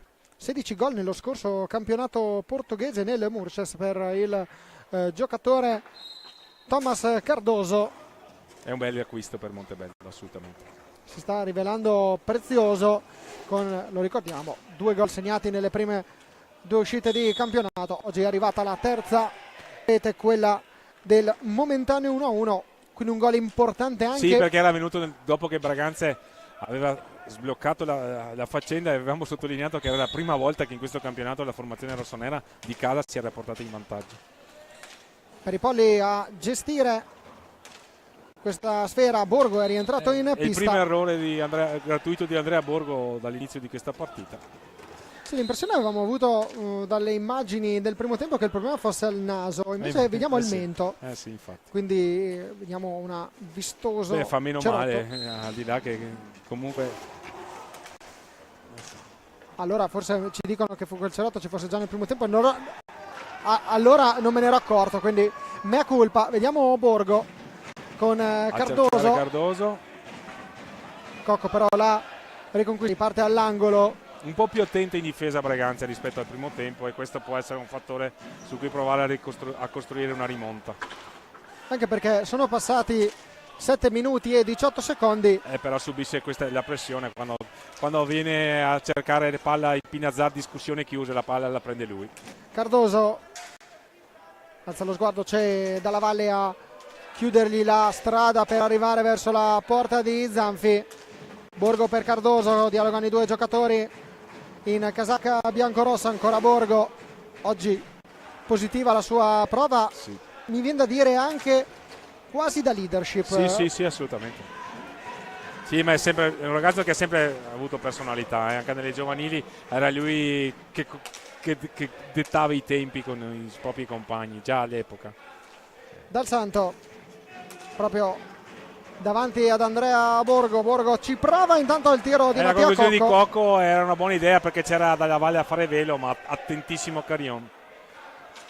Carion che sbarra il primo palo sempre a Mattia Cocco. Breganze aveva bisogno di un gol in questo frangente per poter rendere interessante il finale. Intanto vediamo ancora questo fendente fuori di poco con i due attaccanti che provano a fare velo a coprire la visuale del portiere. Qui un'ottima iniziativa di Loguercio, da palla per Pinazzar, la trottola di Pinazzar stava forzando il fallo. Mattia Cocco si è fermato un attimo prima che il direttore di gara decidesse di fischiare. Molto esperta la giocata difensiva del capitano rossonero. Sì, l'impressione, intanto vediamo questo tiro respinto da Loguercio, mi sembra che esatto. sta accusando il colpo. Infatti è stato proprio Loguercio. L'impressione, Fausto, è che proprio il Montebello abbia ben chiaro quello che hai appena detto tu, che il Breganze forse con un gol può riaccendere la partita, e quindi il Montebello sta cercando anche di provare il gol del 5-2 che potrebbe smorzare l'entusiasmo della squadra di casa, ma allo stesso tempo attenzione intanto a Cocco. Insistita di Pinazzar, ancora una volta l'1 contro 1 prevale lui. Qui però scivola e cade. Breganze ha una potenziale ripartenza in 4 contro 3. Con Del Santo ancora per Posito dietro porta, ancora il numero 14 in mezzo. Il gol di Dalla Valle, adesso Breganze la riapre. Il gol di Andrea Dalla Valle a quota 9 minuti e 25 nel corso della seconda frazione, e quindi si riduce lo svantaggio. Primo gol di Andrea Dalla Valle in questo campionato. Ottimo l'assist di Faccu Posito. Da dietro porta era uno dei fattori su cui aveva chiamato l'attenzione nel time out Mattia Cocco, di giocare dietro porta, perché si può rivelare assolutamente insidiosa una giocata di questo genere, perché rende difficile al portiere controllare il gioco e comunque sbilancia la difesa. Qui hanno concesso le loro maglie un po' troppo larghe i giocatori di Mauro Zini, che sicuramente non sarà stato contento di questo atteggiamento difensivo della squadra. Vediamo subito Borgo che prova a rispondere con la parata col guanto di Zanfi che innesca Posito. Ci si augura un altro finale per Breganze, ovviamente non ce ne vogliono gli spettatori di fede biancorossa. Breganze era stato capace di salire sul 4-3 sotto di 3-4 anche con Vercelli, poi Vercelli aveva allungato nel finale. Stessa situazione, vedremo se il finale sarà diverso. Quindi in casa Montebello si augurano invece probabilmente un finale, sì, l'avevo premesso. Come quello lì. L'avevo assolutamente premesso. Quindi vedremo come andrà a finire. E vediamo Lombardi con Borgo in possesso della pallina. Montebello che fino a questo momento però ha gestito molto bene la partita allo svantaggio. Intanto vediamo il fallo numero 8. 8-8 situazione falli, anche questo può essere un fattore della sfida. Montebello ha ottimi giocatori da questo punto di vista, dotati di ottima tecnica, ma Breganze per esempio con Faccu Posito ha uno specialista. Però Montebello, che lo dobbiamo dire, ha gestito molto bene i falli, perché nella prima frazione, lo ricordiamo, ci siamo soffermati sul fatto che c'era il parziale di 6-1 di falli di squadra fischiati contro il Montebello. Da quel momento, ed eravamo, se non ricordo male, al 16° di gara. Intanto il tiro di Borgo, la parata di Zanfi. Il tiro in diagonale ha risposto presente Marco Zanfi. E adesso Faccu Posito dall'altra parte, qui Carion ha avuto il torto di non trovare un assist che poteva essere controllato un po' più agevolmente da Andrea Dalla Valle, che è galvanizzato dal gol. Attenzione a Borgo davanti, c'è il gol di Andrea Borgo che trova la rete del 5-3, un contropiede che il Montebello ha trovato. Si sono trovati in tre Borgo era libero. Da freddezza di Andrea Borgo, 3 contro 2 da manuale, nulla da fare per Marco Zanfi. Time out. Si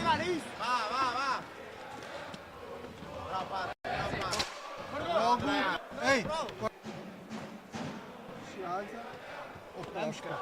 Opposto. Attenzione che tu Logo devi fare il terzo uomo.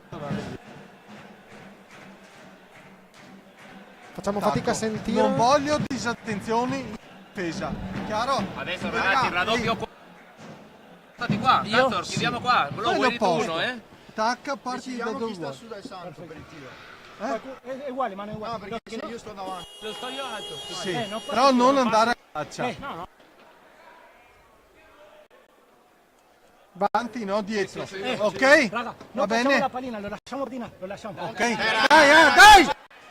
Sì, abbiamo avuto qualche problema perché il microfono è troppo vicino alle voci dei protagonisti, quindi ogni tanto satura, quindi di conseguenza è per quello che non riusciamo a sentire bene Stefano Zamparini. Non so se abbia delle cose da dirci da bordopista, ci fa segno di no, quindi non ci sono particolari novità, anche se lo ricordiamo, le novità invece sono arrivate dalla pista. A te la linea, Stefano. No, stavo stemando il microfono. No, scusa, hai ragione. Il problema. Non ho fallo di squadra commesso da Braganza intanto. No, se posso dire la mia sulla partita, insomma, secondo me la differenza del ritmo è importante, perché il Montebello già dalle prime partite del campionato abbiamo visto un Montebello veramente in grande spinta. Quello che manca al Braganza, soprattutto in difesa, non riesce a ripartire. Questo è uno dei problemi dei rossoneri. A voi la linea. Richiedici la linea in qualsiasi momento, Stefano, nel caso ci siano delle novità. Intanto lo Guercio che anticipa Dal Santo, che stava per intervenire e partire in contropiede. Un Montebello che ha una mentalità di Pignazar davanti a Zanfi, la parata miracolo di Zanfi del portiere del Breganze. Attenzione a Dal Santo per Posito, si scontra con Lo Guercio, non ci sono gli estremi per intervenire secondo gli arbitri. Attenzione, accade anche Lo Guercio. Nemmeno adesso. Nemmeno ora, gli arbitri fanno pari e patta, passaggio in mezzo. Attenzione ad Agostini che è entrato in pista in questo momento. Era un'ottima opportunità, però Montebello arriva pulito davanti a Zanfi. Breganze invece deve fare molta fatica e questa forse è la differenza. Infatti, perché comunque le ripartenze ci sono state da entrambi i lati.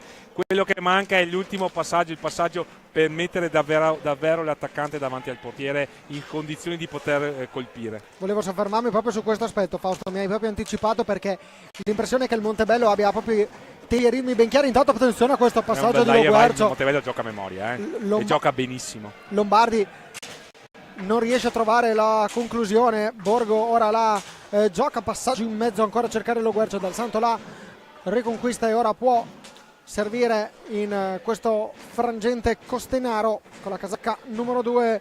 Silvio Costenaro, si ferma il gioco per i 10 secondi nella propria metapista per il Breganze. Attenzione a Lo Guercio. Siamo nella fase decisiva della partita, ne mancano 12 minuti, Breganze ha 9 falli, Montebello avanti di 2, sta ricominciando a macinare gioco in controllo. Non ci voleva quel gol per Breganze, comunque è stato abbiamo ammirato la personalità della squadra di Mauro Zini, che l'ha sottolineato a sua volta nel time out. Vediamo. E c'è attenzione. Il blu per Dal Santo. Il cartellino blu per Stefano Dal Santo. È pronto l'arbitro a segnalare e a mostrare il cartellino blu per il giocatore con la casacca numero 53, vice capitano del Breganze. E ci sarà il tiro diretto per Patricio Pignazar, primo cartellino blu di questa partita, con Patricio Pignazar pronto a effettuare il tiro diretto. Dall'altra parte pronto Zanfi a ricevere. Per quello che sta facendo vedere Montebello, credo possa aspirare sicuramente a qualcosa di più di una salvezza, di una semplice salvezza. Credo sia nel target delle squadre come Sandrio che vogliono provare ad andare a giocare i playoff. Qui abbiamo visto proprio l'intervento, la caduta di Dal Santo su Lo Guercio. Attenzione ai Pignazar contro Zanfi, il gol di Patricio Pignazar. Il gol di Patricio Pignazar a quota 12 minuti. Anzi 13 minuti e 12 secondi. Il Pignazar, il capitano del Montebello, firma la sua doppietta personale e porta nuovamente a più 3 il Montebello, dopo essere stata sul 4-1 nel corso della prima frazione di gara, a 13 minuti e 20 dalla fine, a 11 minuti e 40 scusate, dalla fine della partita, il Breganze torna a più 3. A meno 3, quindi... torna a meno 3. Sì, si sta replicando purtroppo per Breganze lo stesso risultato casalingo con Vercelli. E quindi un Montebello che ha dimostrato anche concentrazione, Fausto, perché nel momento più difficile della partita ha saputo realizzare e trovare la via della rete. Ha dimostrato personalità e maturità, è una squadra che apparentemente, per quello che ha fatto vedere qui, non ha punti deboli.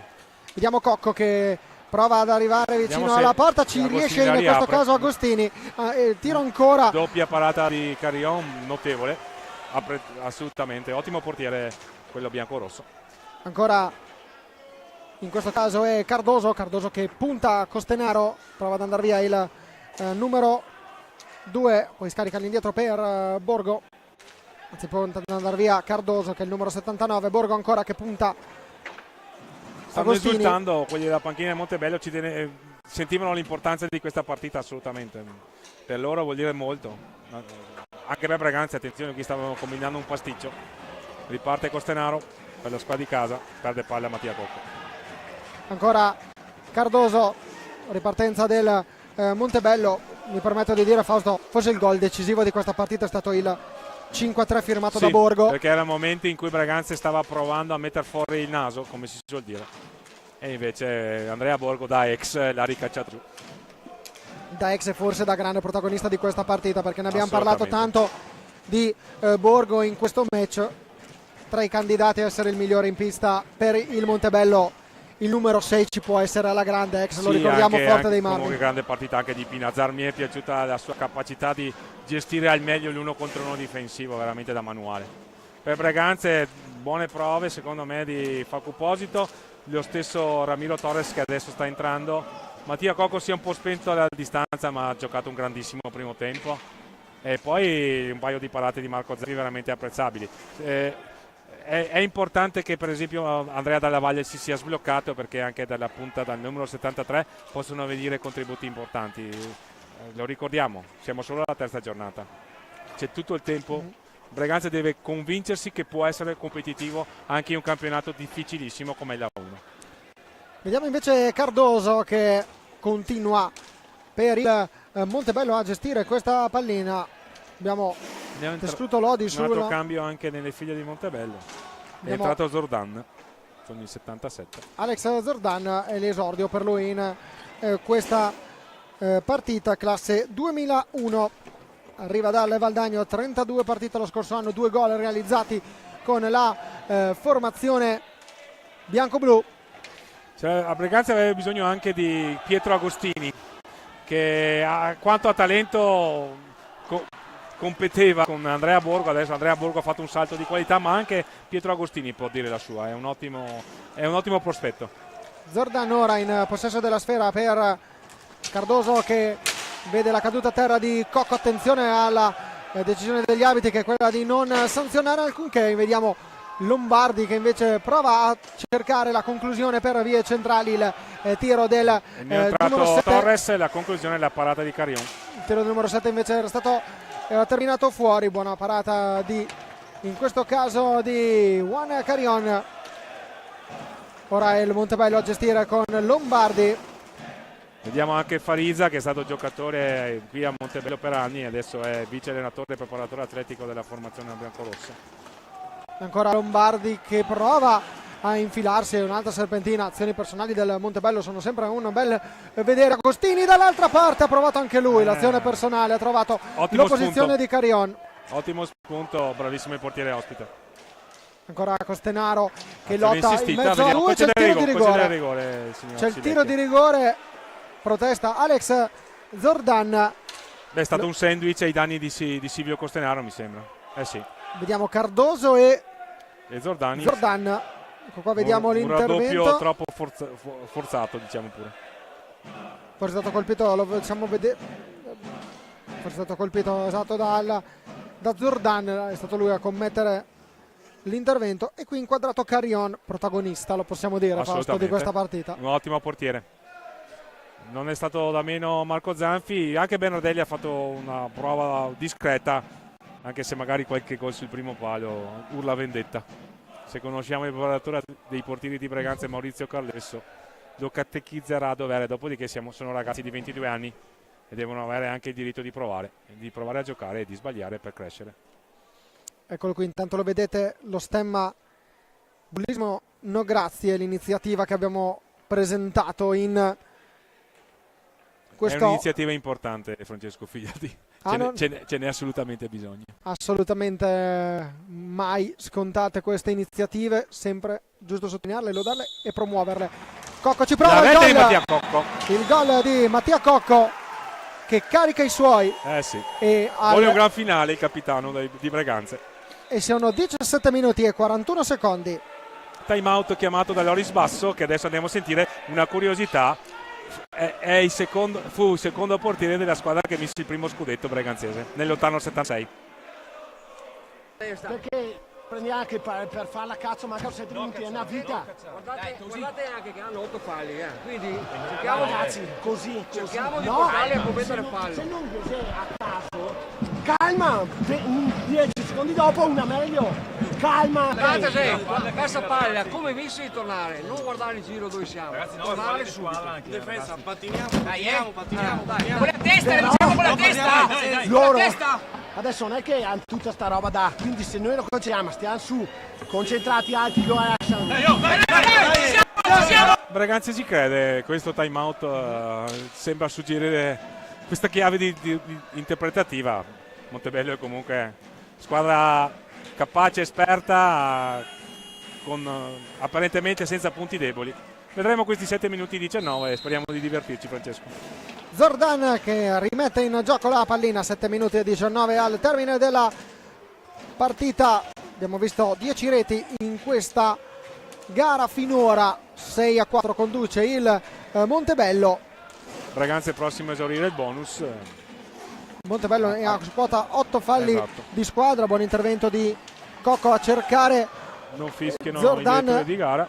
La riconquista il numero 77 che passa la pallina all'indietro per i Pignazar. Lombardi passaggio quasi un no look per Cardoso. Sono trovati quasi cercati a memoria i due giocatori del Montebello, uno schema immaginiamo già provato da Mauro Zini. Non è andato però a buon fine perché non sono riusciti ad arrivare alla conclusione. Pignazar viene spinto contro la balaustra ed è il fallo numero 10. Lo commette Silvio Costenaro e vediamo chi sarà incaricato di tentare la trasformazione. 18 presenze per lui lo scorso anno in A2, 15 gol per Silvio Costenaro. Qui inquadrato invece vediamo se Pignazar Marco concederà Zanfi. il bis o se Marco Zanfi si supererà, e questo è probabilmente il momento decisivo della partita. E vediamo Cocco che va a dare la carica al proprio portiere, classe 2001 Marco Zanfi. Dall'altra parte Patricio Ipignazar, classe 1993, lo scorso anno al CGC Viareggio. Parte Ipignazar contro Zanfi, ancora Ipignazar, ancora il gol bravissimo Ipignazar. Bravissimo Ipignazar. 7-4 qui a 6 minuti e 26. E direi che forse la Parma di migliori in pista. Il buon Patricio Ipignazar se la sta meritando. Se la sta meritando tutta. 3 gol, prestazione maiuscola e come dicevi tu un punto di riferimento. Lo è stato anche Borgo, perché ha fatto una buona partita anche Borgo in casa Montebello, ma Patricio Ipignazar ha messo quella personalità e ha dato la tranquillità al Montebello. Intanto vediamo il tiro, la parata di Collan. La palla al volto di Ipignazar, respinta dal proprio portiere, l'ha colpito nel viso, almeno mi sembra. Vedremo se ci saranno i replay della regia di Marcello Bulgarelli. Speriamo che non ci siano problematiche per il capitano, un po' spaventato immaginiamo per il colpo subito. Colpo fortuito assolutamente. Rimane a terra, vediamo anche il personale sanitario. Colpito il rinvio con il bastone da parte del portiere ad allontanare la palla. e purtroppo ha colpito il proprio compagno di squadra. E anche in questo caso purtroppo qualche piccolo problema per il numero 5, che dovrà uscire gioco forza perché sono entrati i sanitari a soccorrerlo, ma assolutamente. Sta perdendo sangue dal naso, lo vediamo in Pignazzar. Rientra Lombardi, bisogna asciugare la pista. Il secondo caso, un infortunio simile a quello di Borgo, anche se è capitato in circostanze diverse, però intanto vediamo i risultati col Sarzana che sta vincendo per 5-2 contro il Grosseto. E come dicevamo, se il risultato dovesse permanere, il Sarzana sarebbe al quinto posto al primo posto in classifica, scusate. Quinto, volevo dire quinto gol, quindi ogni tanto anch'io mischio le parole. Bisogna vedere ovviamente poi che il calendario troverà la sua regolarità, perché ci sono alcune partite da recuperare, però sicuramente ricordiamo che a casa di Maurizio Corona saranno soddisfatti. Ricordiamo che la formazione sarzanese e il Grosseto stanno giocando l'anticipo della quinta giornata. Facundo Ortiz doppietta per lui, Olmos, gol di Olmos, Geronimo Garcia e di Sergio Festa. Per quanto riguarda il Grosseto, reti segnate dal capitano Saavedra e da Max Diel. E qui vediamo il gol di Patrizio Pignazzar. Stefano da bordo pista. Sì, penso che questo infortunio sia un po' più grave rispetto a quello di Andrea Borgo, che secondo me c'è un bel taglio. La pallina proprio è andata, l'ho visto qui, è proprio viaggiato vicino al naso, prima del naso, quindi Fair play di Breganze che lascia il possesso per il Poli. Colpo. E avete visto che c'è stato l'episodio che ha permesso da parte del Breganze al Montebello di poter costruire una nuova azione d'attacco, con Polli che sporta dietro allo specchio difeso da Zanfi. 20 secondi a disposizione del Montebello con Cardoso. Borgo, ancora Cardoso che supera Agostini, il missile che finisce di pochissimo alto sopra alla traversa. 5-42, 7-4 il punteggio in favore del Montebello, che vuole conquistare la seconda vittoria in questo campionato E portarsi a quota 6 in una posizione assolutamente invidiabile. E per quello che ha fatto vedere fin qui è assolutamente meritata. E chissà che il campionato non ci regali un possibile protagonista. Sì. Esatto, un possibile Montebello sorpresa di questo torneo. Vittoria per 6-4 contro il Monza che aveva vinto la gara d'esordio 7-0 contro il Vercelli. Largo con Vercelli, esatto. Sì. E Monza che ha fermato sul pareggio. Eccolo lì il gol di... No, mamma mia, ho visto la palla, la rete muoversi, chiedo scusa agli spettatori. Stava ingannando anche me, perché dalla nostra postazione la pallina sembrava essere entrata, perché Agostini si trovava proprio sul primo palo, c'era quello spicchio libero e sembrava che Agostini avesse sfruttato l'occasione. Peccato per Breganze. Vediamo Cardoso. La mossa è stato quei patini del portiere ospite che hanno creato l'illusione del gol. E ora è Peripolli, autore del gol 3-1, mi sembra. Esatto, Alberto Peripolli, la rete del 3-1 momentanea, quota 12 minuti e 8 secondi di qui se ne hanno superato 3 avversari, vediamo. Ha cercato l'assist per Cardoso, una giocata assolutamente da apprezzare. L'ex breganzese, ricordiamolo, Alberto Peripolli. Vediamo ancora Cardoso, missile dalla parte sinistra della pista. E ormai il match sembra aver dato il suo verdetto. Dal Santo, vediamo se il Breganze ha lottato comunque la formazione di casa, ha fatto vedere qualche spunto interessante. Qui commette l'11° fallo o 12° fallo per il Breganze, che dicevamo il Montebello ha saputo gestire benissimo i falli, perché dopo averne commessi 6 tra il sesto e il 16° del primo tempo ne ha commessi solamente 2 nell'arco di 30 minuti di partita. Quindi un plauso alla formazione di Zini proprio per aver gestito questa difficoltà, perché poteva essere un fattore a favore del Breganze, la capovolta Montebello, quindi anche questo dimostra la concentrazione di questa squadra del Montebello che ha giocato una partita corta, corretta, è andata in difficoltà nel momento più difficile, ha saputo piazzare il colpo. Ripeto, il gol del 5-3 per me sì, è stato decisivo. Qui intanto c'è il nono fallo di squadra commesso da Montebello, siamo a 3:35 dal termine. Comunque Breganze fa bene a lottare fino alla fine. Sabato c'ha la dissidiosissima trasferta di Lodi, ma secondo me il campionato di A1 è un campionato che può riservare sorprese. Bisogna crederci, bisogna giocare tutte le partite con convinzione. Ha provato il tiro dalla valle, alto sopra la traversa. Questa sera Montebello ha meritato il successo, quello che si sta delineando sin qui. In virtù di una condotta di gara corta. Avevo detto in sede di preparazione che Mauro Zini è un tecnico capace, che sa dare un'organizzazione di gioco alle sue squadre, l'ha confermato. E domenica ci sarà Montebello-Vercelli. È uno scontro tra squadre che aspirano alla zona playoff assolutamente. Due squadre che hanno affrontato entrambe il Breganze. Come Vercelli, tu puoi avere un quadro di entrambe. Vercelli ha tenuto più palla, ha gestito molto di più. Montebello è stato molto più abile a giungere in contropiede. Sono entrambe squadre molto quadrate, con allenatori che vogliono un'attenzione difensiva, sia Roberto Crudeli che appunto Mauro Zini, e hanno delle buone individualità. Montebello forse ha più soluzioni rispetto a Vercelli. Diamo Borgo che supera la linea di centropista, ma c'è Torres. 10° fallo commesso da Montebello. E c'è il fallo della formazione ospite, 10° fallo. Breganze ha segnato 4 gol questa sera, ne ha segnati 3 con Vercelli, vediamo se arriva a 5. Ha l'opportunità adesso con il suo numero 57, che ricordiamo si è sbloccato nel corso del primo tempo.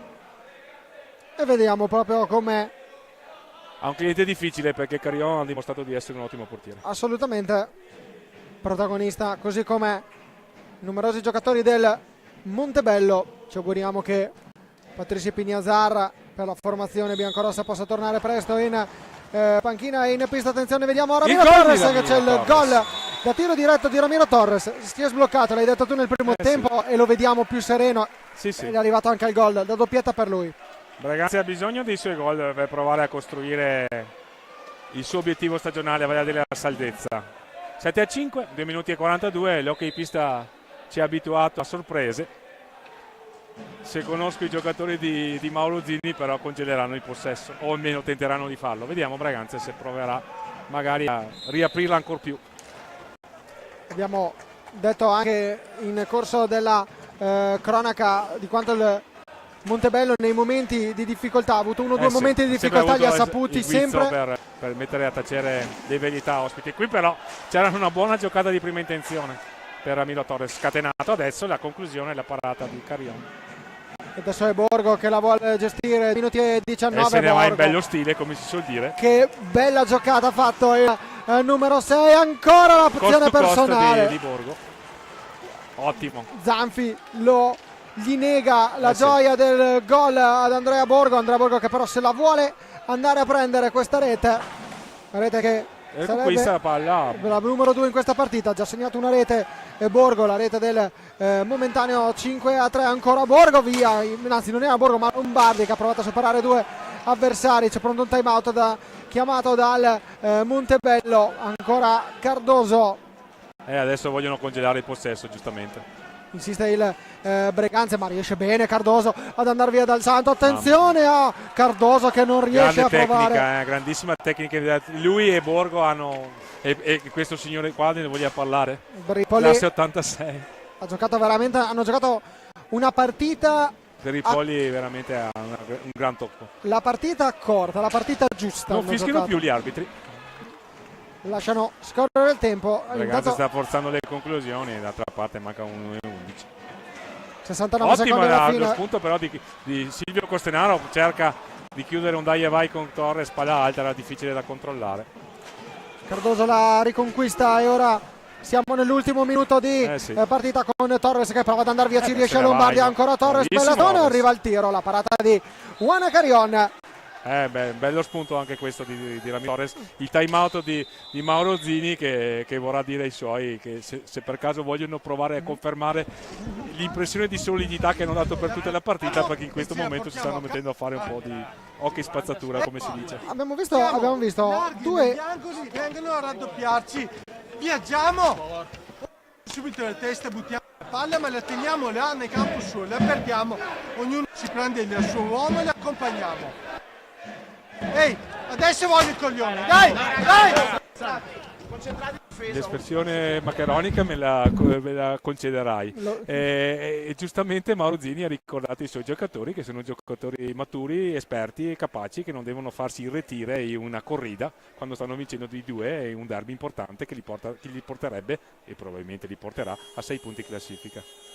E vediamo a 50 secondi e 4 decimi dalla fine dell'incontro come sarà l'evoluzione della partita in questi ultimi istanti con la pallina a 2.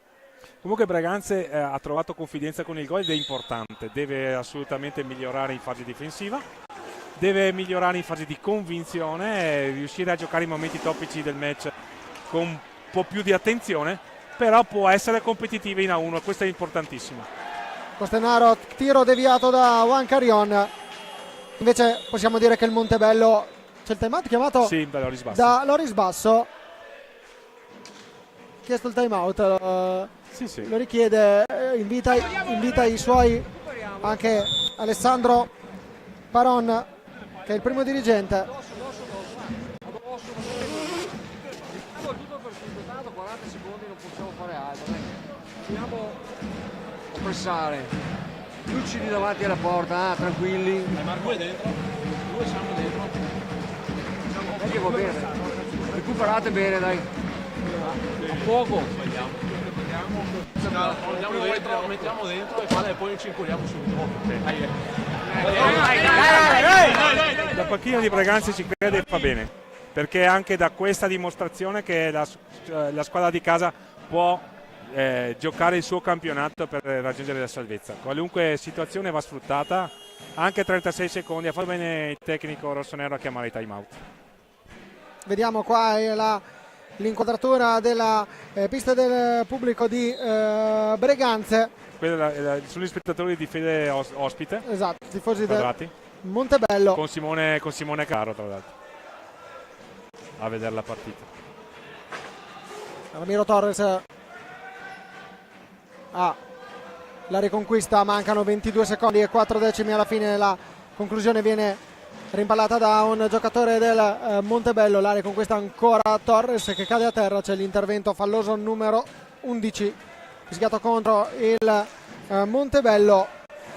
Dal Santo ancora insiste fino all'ultimo, il Breganze ci vuole provare, abbiamo detto però Fausto che se abbiamo definito che il Breganze può competere nel campionato di Serie 1 come hai giustamente detto tu, dall'altra parte c'è una squadra matura, capace, esperta, con ottime individualità, che può recitare da protagonista in questa 1 2023-2024, assolutamente. Complimenti a Montebello. E che seguiremo con grande curiosità, perché 2 partite, 2 indizi di solito fanno una prova, dice il detto, 2 partite sono arrivate e 2 buone prestazioni nelle ultime 2 gare. Ramiro Torres stava cercando l'assist per Stefano Dal Santo, il match finisce qui.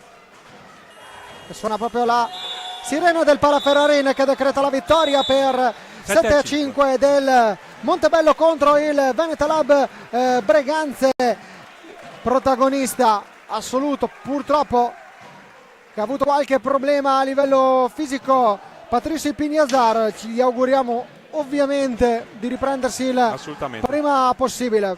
Problema al naso dopo aver subito una pallinata al volto il capitano del Montebello, protagonista possiamo dire numero 2 del Montebello, Andrea Borgo. Sì. Perché il numero 1 è Patricio Ipignazar, tripleta per lui. Anche Cardoso, grande prova per Ripoli, grande prova, solidità di squadra, ottimo portiere.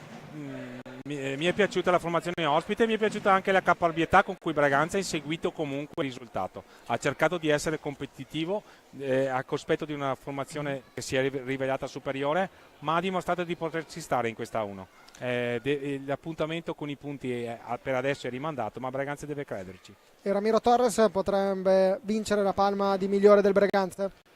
Per questa sera a me mi è piaciuto molto Mattia Cocco durante il primo tempo, che tra qualche istante Stefano Zamperin intervisterà, però è importante che si sia sbloccato il 57, come è importante il gol di Falco Posito e quello di Andrea Dalla Valle. La linea a Stefano Zamperin.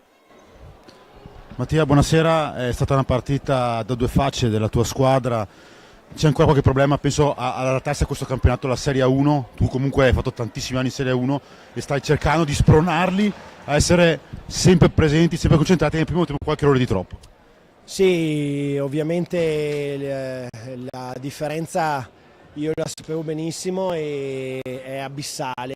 In A1 qualsiasi tipo di errore lo paghi caro con qualsiasi squadra, ad oggi le squadre sono tutte attrezzate e noi non possiamo commetterli, non possiamo fare 8 gol a partita per vincere una partita di hockey, è impensabile e questo non è assolutamente un'accusa su nessuno, ma ci deve far riflettere, perché gli errori personali sommati di ognuno li paghiamo cari, non abbiamo tempo, dobbiamo lavorare, dobbiamo essere da una parte tranquilli, ma dobbiamo anche avere la responsabilità di dire che non c'è un anno per crescere, dobbiamo mettere a posto subito le cose che non vanno.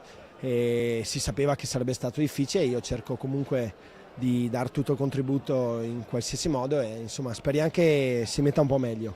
Però gli spunti positivi ce ne sono. Tanti giovani che vogliono farsi vedere e vogliono segnare e portare avanti Breganze alla salvezza.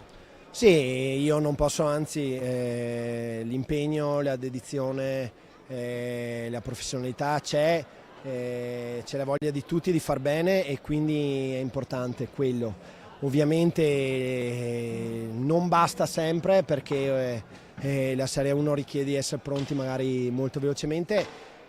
Noi dobbiamo stare tranquilli, lavorare ogni settimana come stiamo facendo, mettendo a posto le cose, però dobbiamo anche essere, a mio avviso, un po' più responsabili, altrimenti sarà dura e sarà dura ogni partita. Grazie Mattia e buon proseguimento di campionato. Vi lascio vi rubo la parola, abbiamo con noi Andrea Borgo. Buonasera Andrea, insomma partita per te, hai preso un colpo al mento, vediamo qui il cerotto. Patrizio Pignasara ha avuto lo stesso problema, un colpo penso al volto con questa pallina vagante, però il Montebello c'è, Montebello squadra nuova, ricordiamolo, seconda vittoria, tanta roba si potrebbe dire dopo 3 giornate. Sì, diciamo che ora pensiamo alla partita di domenica, perché abbiamo un'altra guerra e di sicuro vogliamo vincere, vogliamo portare a casa i 3 punti e arrivare a 9. E per tutte le squadre, diciamo, che ci hanno sottovalutato, noi siamo una squadra giovane e ce la giochiamo sempre, abbiamo grinta, abbiamo voglia e di sicuro daremo cara alla pelle. Andrea Borgo, arrivi da 2 anni un po' difficili, infortuni, problemi vari, però oggi ti abbiamo visto in pista, non solo oggi ma anche le ultime 2 settimane, un altro Andrea Borgo, il Borgo che conoscevamo. Insomma, sei ancora giovane, però stai dando tanto a questa squadra, ma anche all'hockey pista. Sì, sono stati 2 anni veramente difficili e ne sono uscito solo grazie al duro lavoro e continuerò a farlo perché devo ancora, diciamo, trovare il mio massimo e niente, grazie a voi per l'intervista. Ultima domanda, Montebello 6 punti, mai pochissimi punti dalla prima posizione, nessuno avrebbe mai detto, come hai detto te, può essere Montebello una delle sorprese, siete in pista una buona squadra, vi sentite pronti per lottare per i playoff? Sì, sin da subito noi abbiamo avuto un bel gruppo, come ho detto prima abbiamo grinta, cosa che secondo me non tutte le squadre hanno, abbiamo atteggiamento e abbiamo tanta voglia di fare e quindi faremo un bel campionato. E ritornare qui a Breganze, com'è? È sempre una bella emozione, sapevamo che era una partita dura ma volevamo vincere, abbiamo vinto. Grazie, in bocca al lupo per questo campionato Andrea Borgo, uno dei migliori di questa partita, come voi avete sotto più volte nella vostra bellissima telecronaca che vi ho con grande felicità, grande passione di Fausto, insomma una delle grandi menti di questa e grandi memorie storiche di questo sport hockey pista. Noi ci vediamo fra una settimana a Vercelli Lodi, partita a porte chiuse, noi saremo lì a dare il massimo come oggi della spettacolarità di questo bellissimo sport. Un saluto da Stefano, stiamo nelle prossime occasioni, a voi la linea per i saluti finali. Grazie a Stefano Zamperin per i contributi da bordo pista. La classifica giornata che vede il Sarzana al primo posto a quota 9 punti, segue il Trissino, il Follonica a quota 7, Forte dei Marmi a quota 2, a quota 6 scusate, ma a quota 2 partite giocate, Grosseto a quota 6 ma a quota 4 partite giocate. Il Sarzana è primo, ha giocato oggi, sì. ma ricordiamo che il Sarzana non ha giocato la sfida contro l'Odi, quindi Sì. il Sarzana è al punteggio pieno. Sì, è punteggio pieno, quindi meritata la posizione che ha assolutamente. E vedete anche le posizioni nella parte destra della classifica, con il Lodi che, come dicevamo, a 2 gare giocate deve giocare proprio la sfida contro il Sarzana. Sandrigo a quota 1 punto, Veneta Lab Breganze, Giovinazzo a quota 0. Le neopromosse accomunate da entrambi dello stesso destino per ora. E qui c'è il prossimo turno che si svilupperà prevalentemente in 2 giornate, con Telemedical Sandrigo, Team Service Carmonza, Forte dei Marmi, Giovinazzo, Grosseto Lodi, Breganze, Trissino nella giornata di sabato. Invece qui c'è una ripetizione perché c'è un doppio Gamma Innovation Sarzana, Gamma Innovation Sarzana. In realtà è la sfida fra Trissino e Sarzana. Invece la Breganze seconda Vallodi. e il Breganze, scusate, allora Bassano Valdagno, Trissino Sarzana e Montebello Vercelli. Questo è il quadro che vi abbiamo letto, che è corretto. Grazie a Fausto Pozzano per avermi fatto compagnia. Grazie a te, grazie a chi ci ha seguito da casa. Grazie a Marcello Bulgarelli in regia, a tutti voi per averci seguito. Appuntamento sempre qui sul canale YouTube FISR Ok Pista per tutte le gare del campionato di Serie 1 e non solo del nostro meraviglioso sport. Grazie a tutti per averci seguito, buonanotte. Buonanotte.